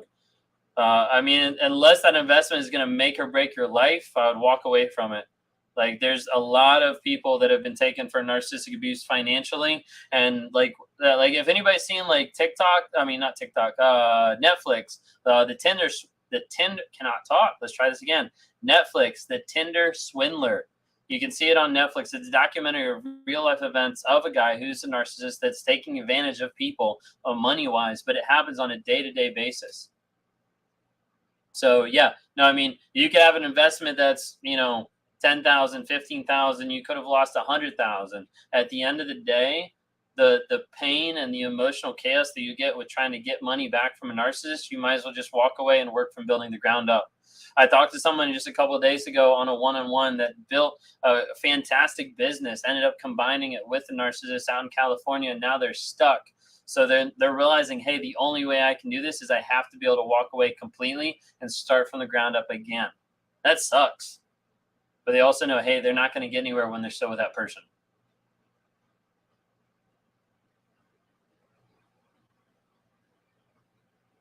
But yeah.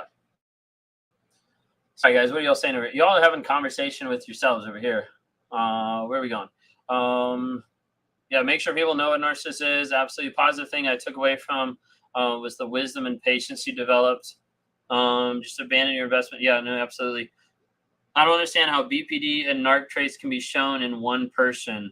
I wonder what those kinds of people act. So like you have in the cluster B categories, you have antisocial, you have histrionic, you have borderline, and you have narcissistic. So it's like a common thought behind it is that if you're in any of the cluster B categories, you're going to have narcissism in there. It's going to be ingrained. It's going to be like a part of it in one sense, almost like, I wouldn't say like bottom level, but it's going to be ingrained in a lot of those attributes. Oh, we cannot talk. So like with borderline, you have some of the mood swings, some of the instability of like their thoughts, their feelings, some of the highs and lows of the emotion. But then sometimes you have the aspects of that lack of care. You have that manipulation aspect. You have different aspects from narcissism that kind of breed into that to make it a very toxic powder keg. I don't know what we just ran through a section where we can't talk, y'all. I'm sorry. Where are we at? Yeah.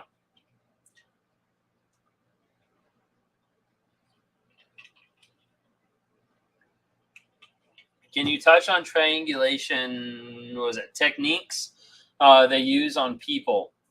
Trying to think of a good way to like explain techniques. I mean, when it comes to triangulation, they're going to use anybody and everybody. So like they're going to use a previous ex. They're going to use another person in your life. They're going to use one of like their mom or a stepmom. They're going to use a kid. Like they're going to use if it's living and breathing, they're going to use it for triangulation if that's one of their favorite like aspects of it. The idea of triangulation is the aspect like in that relationship of upping the ante, of saying like, hey, this person is better than this person, so you need to give me more. You need to up your game and what you're treating, how you're treating me. A lot of times you'll see triangulation when they go from one person to the other. A lot of times they'll use it when they're looking at like the past of like, all my exes were this way. Now you know, hey, this is how you have to perform, and this is how you don't have to perform to be able to get in their good graces. Triangulation could be as blatant as, commenting on someone that they see walking down the sidewalk, or saying like how, pretty or how sexy somebody looks. All it is putting that doubt in your mind of like, I'm not that way. I'm not good enough. They'll use anything they can to try to be able to manipulate and triangulate so you become, better in what like they're getting from you. I hope that makes sense.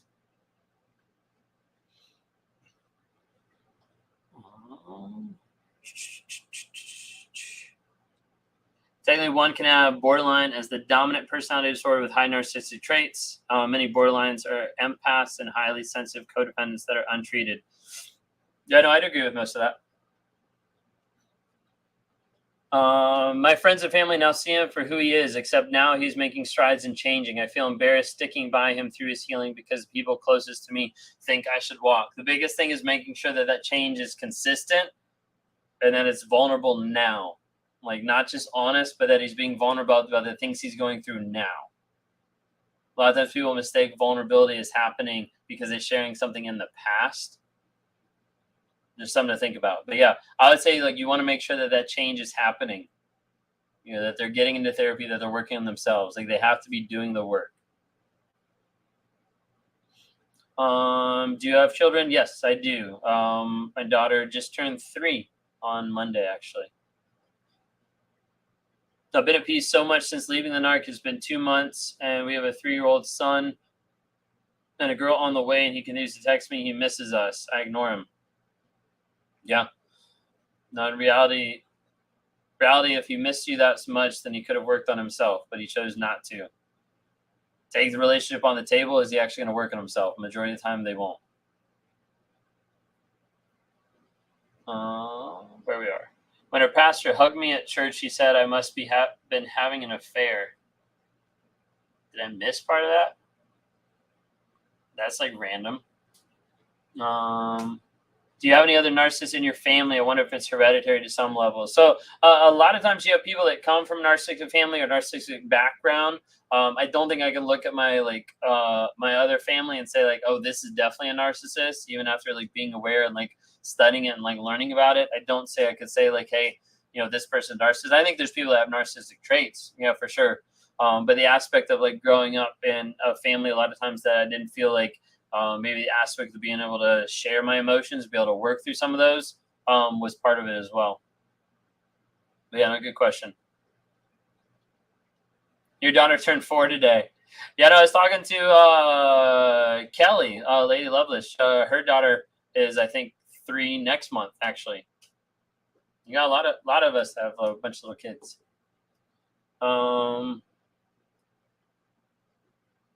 How does he feel when he sees you looking better than ever after the discard? There's some that get like frustrated or mad. There's some that just don't care because they're going to look at it as being like, hey, this person's faking it. Like it's actually not true. Or they're just not going to care. They're going to like, whatever. Like I'm the victim there. They left me. They're going to try to move on to someone else.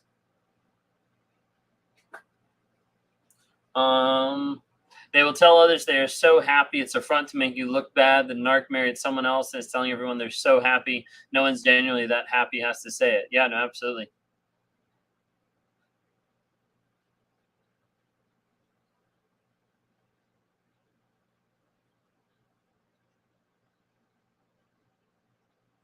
It's a good question. What do my parents think of me being a narcissist?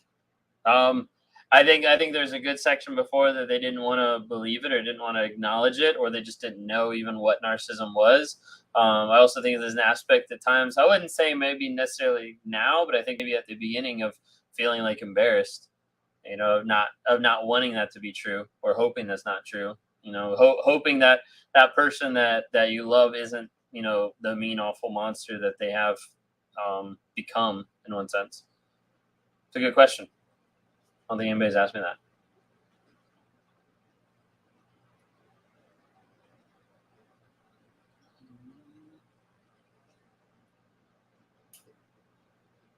Oh yeah, my narc left me with our 3 kids a month ago. He's been saying he's filing divorce papers for weeks.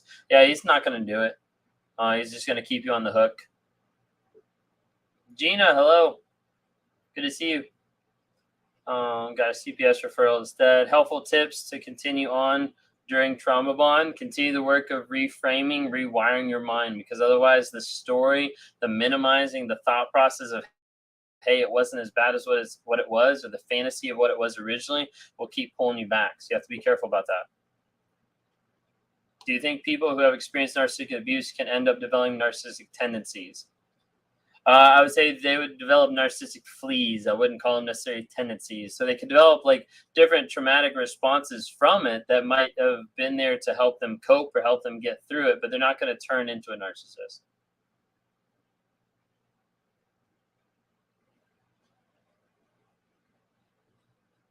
Kicked my narcissist out 2 days ago. That was the hard part. Stay in no contact and make sure they don't get back in. Trying to go no contact. Is it bad to keep my kids away from their dad? He goes months without talking to them. So that's his own choice. If he's going to go months without talking to him, he's going to go months and then he's going to try to have you let him talk to him at the most inconvenient time, but when it's the most convenient for him, because that's all he really cares about. Especially if there's any aspect of safety involved, then yeah, absolutely, it's a good thing to keep them away. If he's not interested to being there, to being present, to be a parent, then he's kind of giving up that right to actually see them all the time. He's not going to change. I'm done with that crap. 5 years, he hasn't changed. It won't ever. So bye. Yep. Is it learned behavior, or are people born with it? So I don't believe that people are born with it innate, like they come out the womb being like, hey, this person's going to be a narcissist, but it is a behavior that's developed through trauma and through abuse. So you've got abuse, you've got trauma, you've got overbearing parents, you've got over-enabling parents, you've got different aspects that come up early in life. Did you treat your parents badly before? No, I normally just conformed and just lied and manipulated. So yes, treating bad in that aspect, but that was kind of the aspect growing up.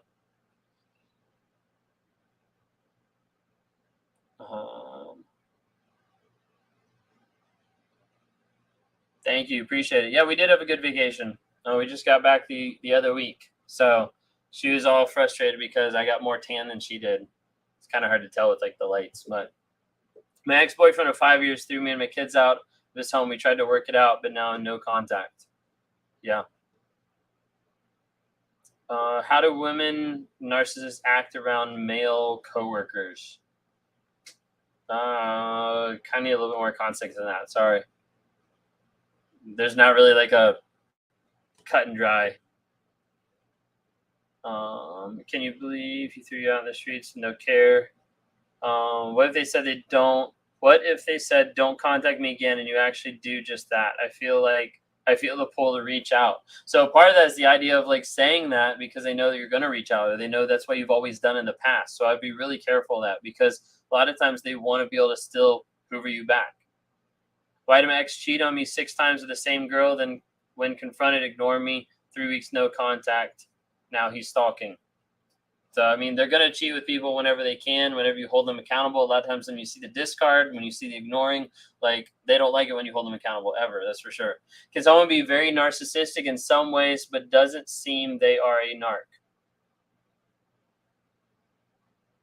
it walks like a duck and it looks like a duck and it quacks like a duck, it might be a duck.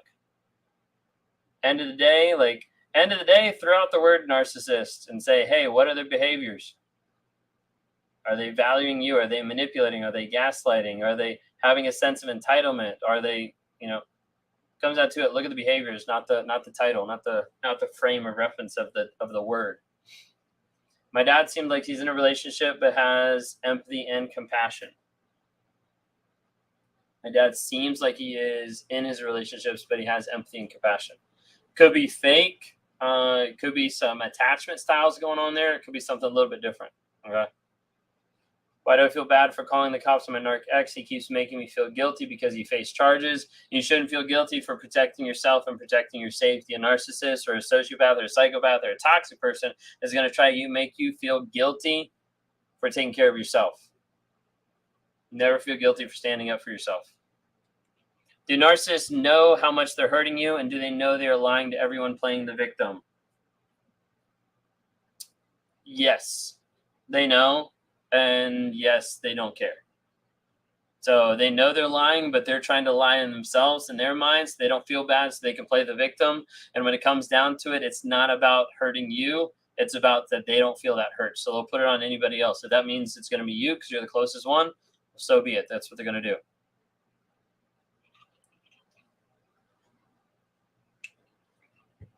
How do you tell if someone's narcissist or just selfish with narcissistic tendencies? I guess reframe it. How do you tell if someone's toxic or just toxic? Look at the behaviors. That's ultimately what matters. That's what matters in any relationship out there. It doesn't matter if you define it as narcissism, borderline, sociopath, psychopath, whatever. It doesn't matter. What matters at the end of the day, that you're taking care of yourself, that you're focused on your growth, on your change, and you're finding someone else in your life to be able to come alongside and help you grow. That wants the best from you, that's going to love you, that's going to be honest, that's going to be faithful.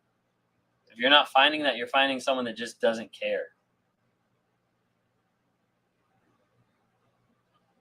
I'm not picking on you. I'm just saying, like when it comes down to it, too many people, like, narcissism is a great platform to say, hey, this is what narcissism is. Like, educate on yourselves. Like, definitely do that. When it comes to the end of the day, you don't have to justify leaving a toxic person if you can't diagnose them of being a narcissist. You don't leave a person because they have the label narcissist. You leave a person because they're being unfaithful. You leave a person because they're lying. You leave a person because they're being manipulative. You leave a person because they're gaslighting. You leave a person because they're beating you. You leave a person because they're emotionally abusing you. You leave a person because they're controlling all the finances and you're tied to them. You leave a person because they're kicking you out of your own house. You leave a person because they throw you out on the side of the road. You leave a person for attributes, for the things, for the actions that they're doing. Because when it comes down to it, it doesn't matter if they have the label, if they have the title or not. What matters is their actions. The actions, the truth about the situation is what's going to set you free. Okay?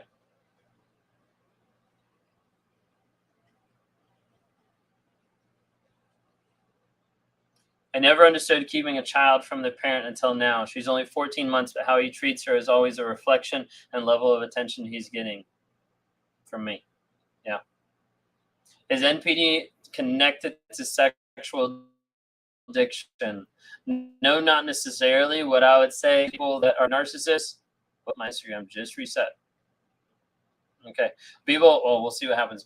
People that are narcissists oftentimes struggle with addictions, period. Okay. It doesn't have to be, sexual addictions. Could be, alcohol, drug addictions, anything like that. All right. Instagram on the computer, lock me out. Give me 1 second. Send confirmation code.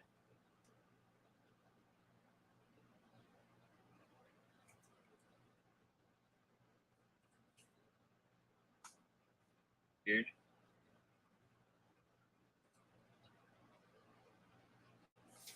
Anyways, sorry, Insta, I can't see your comments here for a moment. It's like trying to reset. Wants to control the narrative. Absolutely. Narcissists are also masters at projection. Yeah, they'll project onto you. Project onto you. Instagram, I'm coming back, but right now I don't know what comments because I don't see it on there. When they reach out after months, do you just ignore them? Yes. How does the narcissist feel when triangulation fails and the main supply goes no contact forever? It's the aspect that they lose control. Sometimes they'll spiral, sometimes they'll turn just into the victim, but ultimately, like, they hate it because the aspect that they lost control of you. My birthday's coming up. The ex-narc has been blocked for 8 months. Be ready. You might see a Hoover. Keep up your guard. I know I should leave, but I just can't bring myself for some reason. It's so hard. Typically because you can't leave because you're either thinking of hope or you're thinking of potential, or you have the cognitive dissonance that makes you minimize the abuse and makes you always want to keep coming back, that there's potential, that you think that this might get better. Oftentimes when you're staying in that relationship is because you're not acknowledging what's actually happening. And as a result, you stay just a little bit longer, hoping that it's going to get fixed, thinking that it's going to, knowing this person, or thinking maybe this person is out of what they actually are. Take a look at the attributes and say, hey, is this a person I want to be with? You have to look at the facts of the situation. I want to make it work with my narcissist. Any tips? She's bounced a lot, but we have a kid.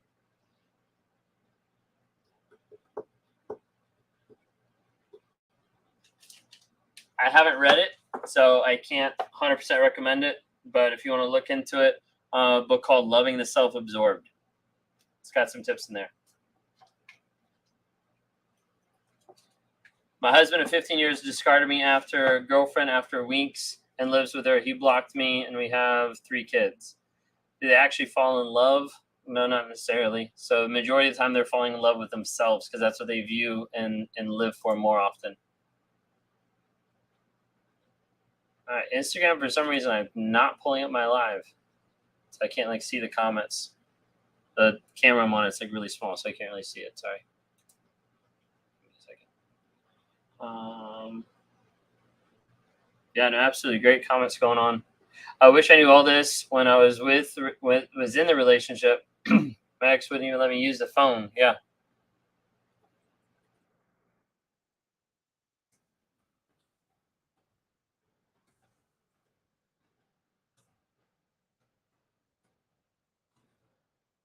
Sometimes I don't believe I was abused, but I don't know if it's just me refusing to be a victim. It's you refusing to be honest about the situation. I mean, that's really what it boils down to. I'm not trying to be mean about it, but the more you can acknowledge what actually happened, that's really the thing that's going to help set you free. That's why a lot of times people have to journal. They have to write things down so they remember, hey, this is the abuse that I came out of. Otherwise, they'll minimize it. They'll say this didn't happen. They'll try to discount it. I cut him off because of disrespect. Will he be back? I feel like he was seeing someone behind my back. Maybe when he gets tired of that person, or he gets bored, or they cut him off, he might come back. I would always be careful of that. Cut, go no contact, ghost them. Why do I feel like I'm going insane and crazy? It feels like that because that person has manipulated, gaslighted, and tried to make you feel that way through their attributes, through how they've treated you. The thing is, how you're feeling right now. I want to let you know how you're feeling insane and crazy right now. 1, you're not alone. And 2, how you're feeling right now is a normal response based on the abuse that you've been through. Why do they stalk on fake Facebook, but they don't reach out after you, period? Either 1, they're going to think that you're going to do a reverse Hoover and you're going to end up contacting them. Or 2, they're just trying to keep that control of knowing what you're doing. Knowledge is power in that aspect.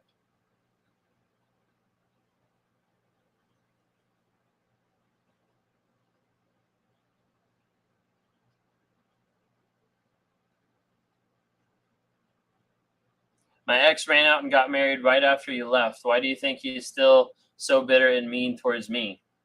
Could be revenge, could be vengeful in one sense. But they ran out and got married right after he left. A lot of times that means they already had someone lined up. They were just waiting for it to finalize so they could actually fulfill that. I started dating someone else 3 months ago, and I don't want any problems. I have not responded to him, calling and texting, but he is talking off the wall, maybe to get me to respond. Yeah, absolutely. I would say block, go no contact. You want to get to that place. You don't have to worry about it. Yeah, don't respond. Absolutely. We're moving states. I went back and forth about leaving, but now it's too late, and I'm going to be stuck. You don't want to be stuck. Once you move states, you can have some big issues, especially if you have kids involved. Depending on how long you stay, you can be stuck. If he's a narcissist, if he's abusing you, get out, please. I want to keep our daughter away, but she loves her dad so much. If he's a narcissist, ultimately it's going to damage her and it's going to hurt her. If he left me, why has he blocked me and doesn't want to communicate about kids? I didn't chase him. Probably just control. If he blocks, then he can end up unblocking, coming back anytime. He could pop back into your life. Why do they stalk you and show up when you've moved on? Control, infatuation of like, no, you still like me. You know, that entitlement of like, I'm still the person you think of. How do I show the court I'm not the company I keep. I'm not like him. It was abuse. Showing a changed life now. Like if you struggle with like reactive abuse. Did you smear every ex or just a few? I didn't do any like public smear campaigns personally.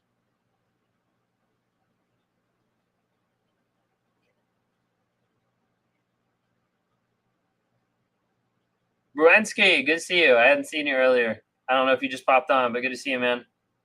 Yeah, always put in a shout out. Thanks so much. So, touch base real quick. So, if you haven't had a chance, download the Narc app, NARC. You can get it on the Apple Store or on Google Play. What we got is a lot of good information on there. We just had a course drop on there just a couple days ago from Bree, and she runs Abuse is Abuse if you don't follow her already, but she's got some awesome stuff. So we just had boundaries drop. There's boundaries, gaslighting, lying, narcissism diagnosed by the DSM-5, like learning different things about it. There's people on that app that are learning and growing through the different courses that we're offering, that are tracking their no contact, that are recording their truth, that are interacting with other people, and that now are going to be getting on live events every Monday night from 9:30 to 10:30 p.m. Eastern time. And also there's going to be a monthly Zoom call for people that are on the second tier in the app as well, where we'll be able to all get together in a Zoom format to be able to go through just some coaching stuff, but also be able to talk, be able to interact, be able to build that community, and be able to help answer questions lifetime on a Zoom as well. But that'll be once a month for the second tier of people that are on the app. So feel free to check out the app. You can make an account, sign in, be able to review it. There's like a 7-day trial to see if it's something you like or not. But love to be able to have you on there. If you didn't know about live schedule, I'm on here every Thursday night from 9 to 11 p.m. Eastern time. Wednesday night, so yesterday, Wednesday night, I'm on Facebook and YouTube. Every Wednesday, it's either on my channel or on Mental Healness channel. We go back and forth, kind of alternating, but we do dual lives every Wednesday from 9 to 10 p.m. Eastern time. Like I said, the Narc app has its own lives, 9:30 to 10:30 p.m. on Mondays as well. We'd love to be able to interact with you guys. If you guys want to talk more one-on-one, I do have one-on-ones available. I do talk to people every single day.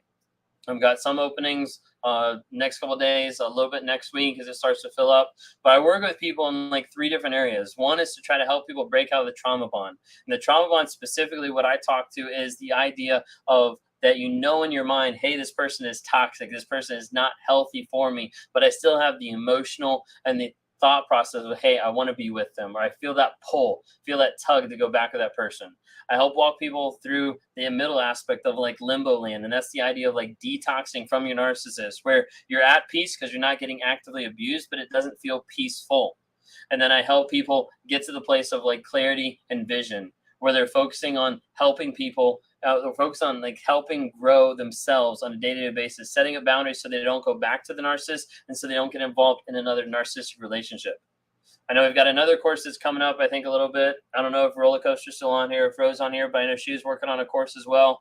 We've got Carrie McAvoy. She's working on a course of cognitive dissonance. We've got Lisa that's working on a course of guilt. Like there's a lot of people working on helping just up our game of what this app is doing and how it's helping to educate people. Yeah, the app is called NARC, N-A-R-C, and it stands for Narcissistic Abuse Recovery Community, N-A-R-C. So check it out. Love to have you guys hop on there. What is your advice? I found out that he is somewhat a narc. I finally figured out 25 years later, has not been officially diagnosed with a narc. So go off of the attributes and the traits and figure out, is this the type of relationship I want for, the rest of my life? Okay. At the end of the day, if they're narcissists or not, like what matters is, are they being honest? Are they being vulnerable? Are they working on change?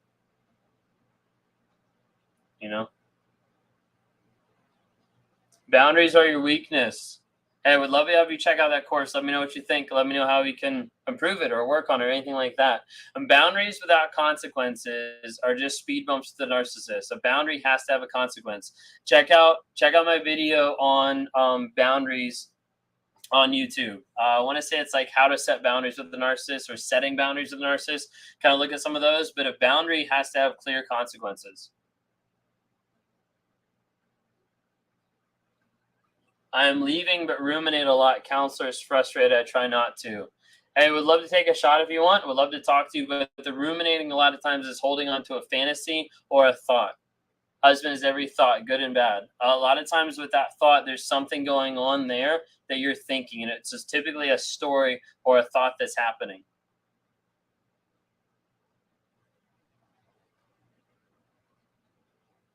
Behavior is actually amazing. Narcissist behavior is actually amazing, complex, but all over the world they behave the same. How they learn those tricks? They all have like a telepathic level. No, I'm just kidding.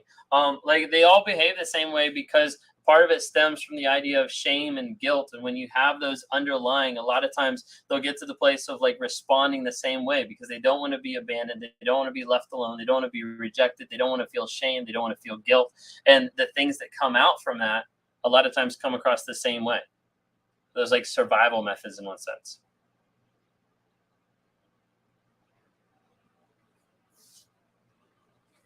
What is your suggestion of getting him some help in dealing with his demons and his lies? So part of it is he's got to want to get help. You can lead a horse to water, but you can't make him drink. And if you try to make him drink, you're just going to drown him by pushing him under. But at the end of the day, like you're not going to be able to get a narcissist to say they're a narcissist or admit their lies unless they're actually willing, unless it's actually something that they're able to come to the place of saying, hey, there's something wrong and I'm willing to actually look into it. I'm willing to actually confront the demons that I have and say like, hey, this is the stuff I struggle with. And that shame aspect is like incredibly hard for a narcissist to ever get into, to think about, to work through. And with that, a lot of times I would say my best guess, my best help in that situation would be attack the behaviors, not the diagnosis. Talk through the behaviors and the actions, but then also just like the aspect of I lost the second thing I was going to say. Behaviors and the actions, but also like having the idea of like bringing narcissism. I would say the only other aspect would be like bringing narcissism alongside to kind of like dive into and open that up together.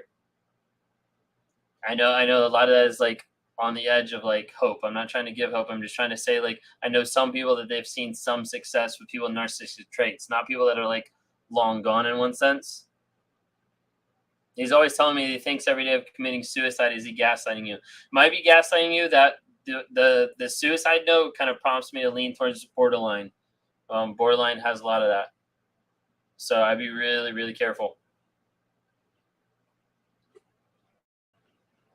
Where are we at? I just got future fake bad. I'm so sad about it, but cut him loose yesterday. Yeah, a lot of times they'll future fake. Future fake is a lot of times developed just by avoiding accountability in the present. To explain what a narc projecting you means. So like a narcissist, so what they project on you is the concept of like, I'm feeling bad, so I'm telling you like I'm feeling mad.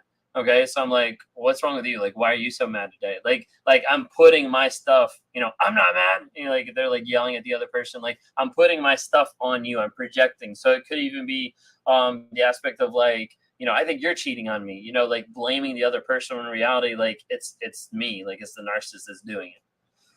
Why when they have the perfect girl that does everything, do they still cheat and go back to an ex? Because it's not about the other person. You could be the best person ever. You could be the perfect person, and it doesn't matter because it's never about you. It's all about the narcissist. How do you forgive yourself for falling for a narcissist? Understand that knowing. Okay, let me rephrase this. How do you forgive yourself for falling for a narcissist? Understand that when you fell for the narcissist, you didn't have all the information you know now. Okay? Let me ask it to you this way. How do you forgive yourself for not understanding algebra at age 2? I know it's a silly example, but like break it apart and like think of it a little bit differently. How do you forgive yourself for not understanding algebra at age 2? You didn't have the education, you didn't have the knowledge, you didn't know what all that meant. It's the same thing with narcissism. When you're groomed and when you're brought to a place where you're controlled by a narcissist, very manipulatively, very lying, gaslight, all this type of stuff. When you're brought to that place, you don't know that. And so oftentimes people go through the relationship where they get out of the relationship and they look back and they're like, how could I be so stupid for being with this person? And in reality, you didn't have the education to know or to see what was actually going on. And so in reality, when it comes down to it, it's unfair for you to judge the past based on the knowledge you know now. I hope that helps.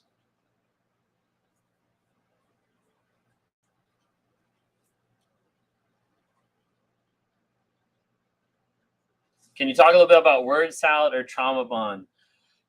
Word salad is a little difficult. It's just like the idea of throwing out as many words and thoughts and concepts that have nothing to do about what's initially being talked about to be able to confuse you, to be able to manipulate you to get away from whatever they're trying to bring up.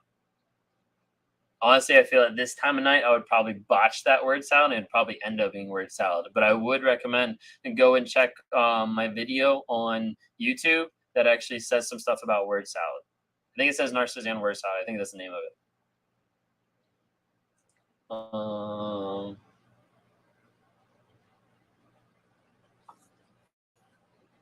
What did I miss?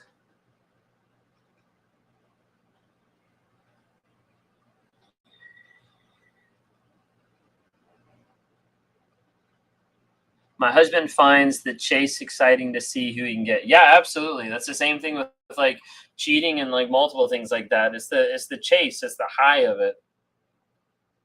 No, it's very true. What is it with narcissist insomnia? Why do they have sleep problems? I don't know necessarily if they have like sleep problems like consistent like across the board. I don't sleep much. I don't think Lee sleeps that much. I don't know. So I'm good on like 4.5. Like 6 hours is like perfect. Anything above 6 hours is like way too much. I wouldn't have like insomnia. Like I would sleep little, but whenever I'd go to sleep, I'd knock out. You know, my wife would get like annoyed because I'd like go to bed and like she'd try to like say something to me and I'd just be like out and go to sleep like instantly. But yeah. Anyways, where we at? Hey y'all, it's been really good. We're gonna wrap it up here. Y'all have been absolutely awesome. I appreciate everybody. So again, throw it out there. If y'all haven't had a chance to be able to check out the Narc app, I'll be back next Thursday, 9 to 11 p.m. Eastern time. Be back on Monday on the Narc app.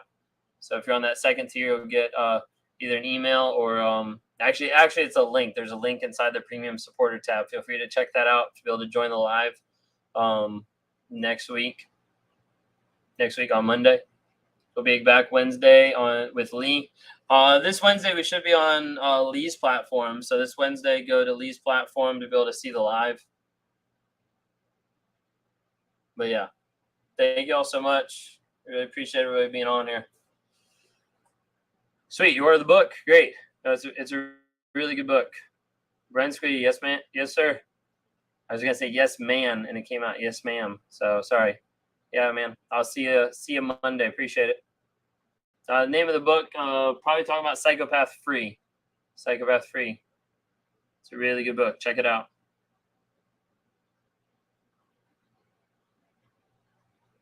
Kent, appreciate you as well. Thanks for the interaction and the questions. Yeah, absolutely. Thank you. I appreciate it. So feel free to check out some of that stuff. If you guys don't follow on the other platforms, help me out as we're just trying to build that awareness. So we're on Raw Motivations everywhere. So TikTok, Instagram, Facebook, YouTube. If you're looking for any type of longer videos or more explanation, all those are on YouTube. So we had a really, really popular one 2 days ago. I forgot what it was. Yeah, completely. Oh, it was Narcissist in the grand finale. Yeah, that's what it was 2 days ago. The one that came out today was like, how long does it take to heal after you're a narcissist? Oh, the one that comes out tomorrow, I'm excited about. So you get a sneak, not a sneak peek, but a sneak info. The one that comes out tomorrow is 30 red flags. Cram that in 12 minutes. 30 red flags to watch out for with a narcissist. I don't remember the exact title of how it's phrased, but 30 red flags is what's coming out tomorrow at 2 o'clock Eastern time. Now that I'm starting to get onto this all full time, if you guys didn't know, I'm now full time with Raw Motivations. Before we went on vacation, I ended my job. So all those videos are on YouTube. Raw Motivations on YouTube. But yeah, ended my job, and now we're full time. So super excited about that. But now that I have some more time, I'm thinking about actually starting to go to 2 videos a day on YouTube. So we're gonna see if we can beef that up a little bit. Yeah, I do these lives. So we'll be back next Thursday, 9 to 11 p.m. Eastern time. So the 30, yeah, the 30 red flags comes out tomorrow on YouTube at 2 I think it's scheduled for 2 p.m. Eastern. I think that's the title, something along that. 30 red flags. Awesome. Thanks y'all so much. Appreciate it. All right. Yeah, y'all check out some of the other platforms. Y'all have a great night. YouTube, thanks so much for y'all's interaction. Thank you for keeping it civil. Sometimes YouTube is the crazy one. Appreciate it. Instagram, it was good to see you guys. A lot of people tune in. Appreciate everybody that shared and liked everything. TikTok, we had like 6,000 likes, and I don't even know how many shares. There's a lot of shares. I appreciate you guys just trying to spread awareness. That's awesome. Absolutely. Well, y'all have a great night. Gonna go ahead and start shutting it down. See y'all next week, if not sooner, on Monday with the NARCAP, or next Wednesday on Lee's platform doing a dual live. Thank y'all so much. Y'all have a good night.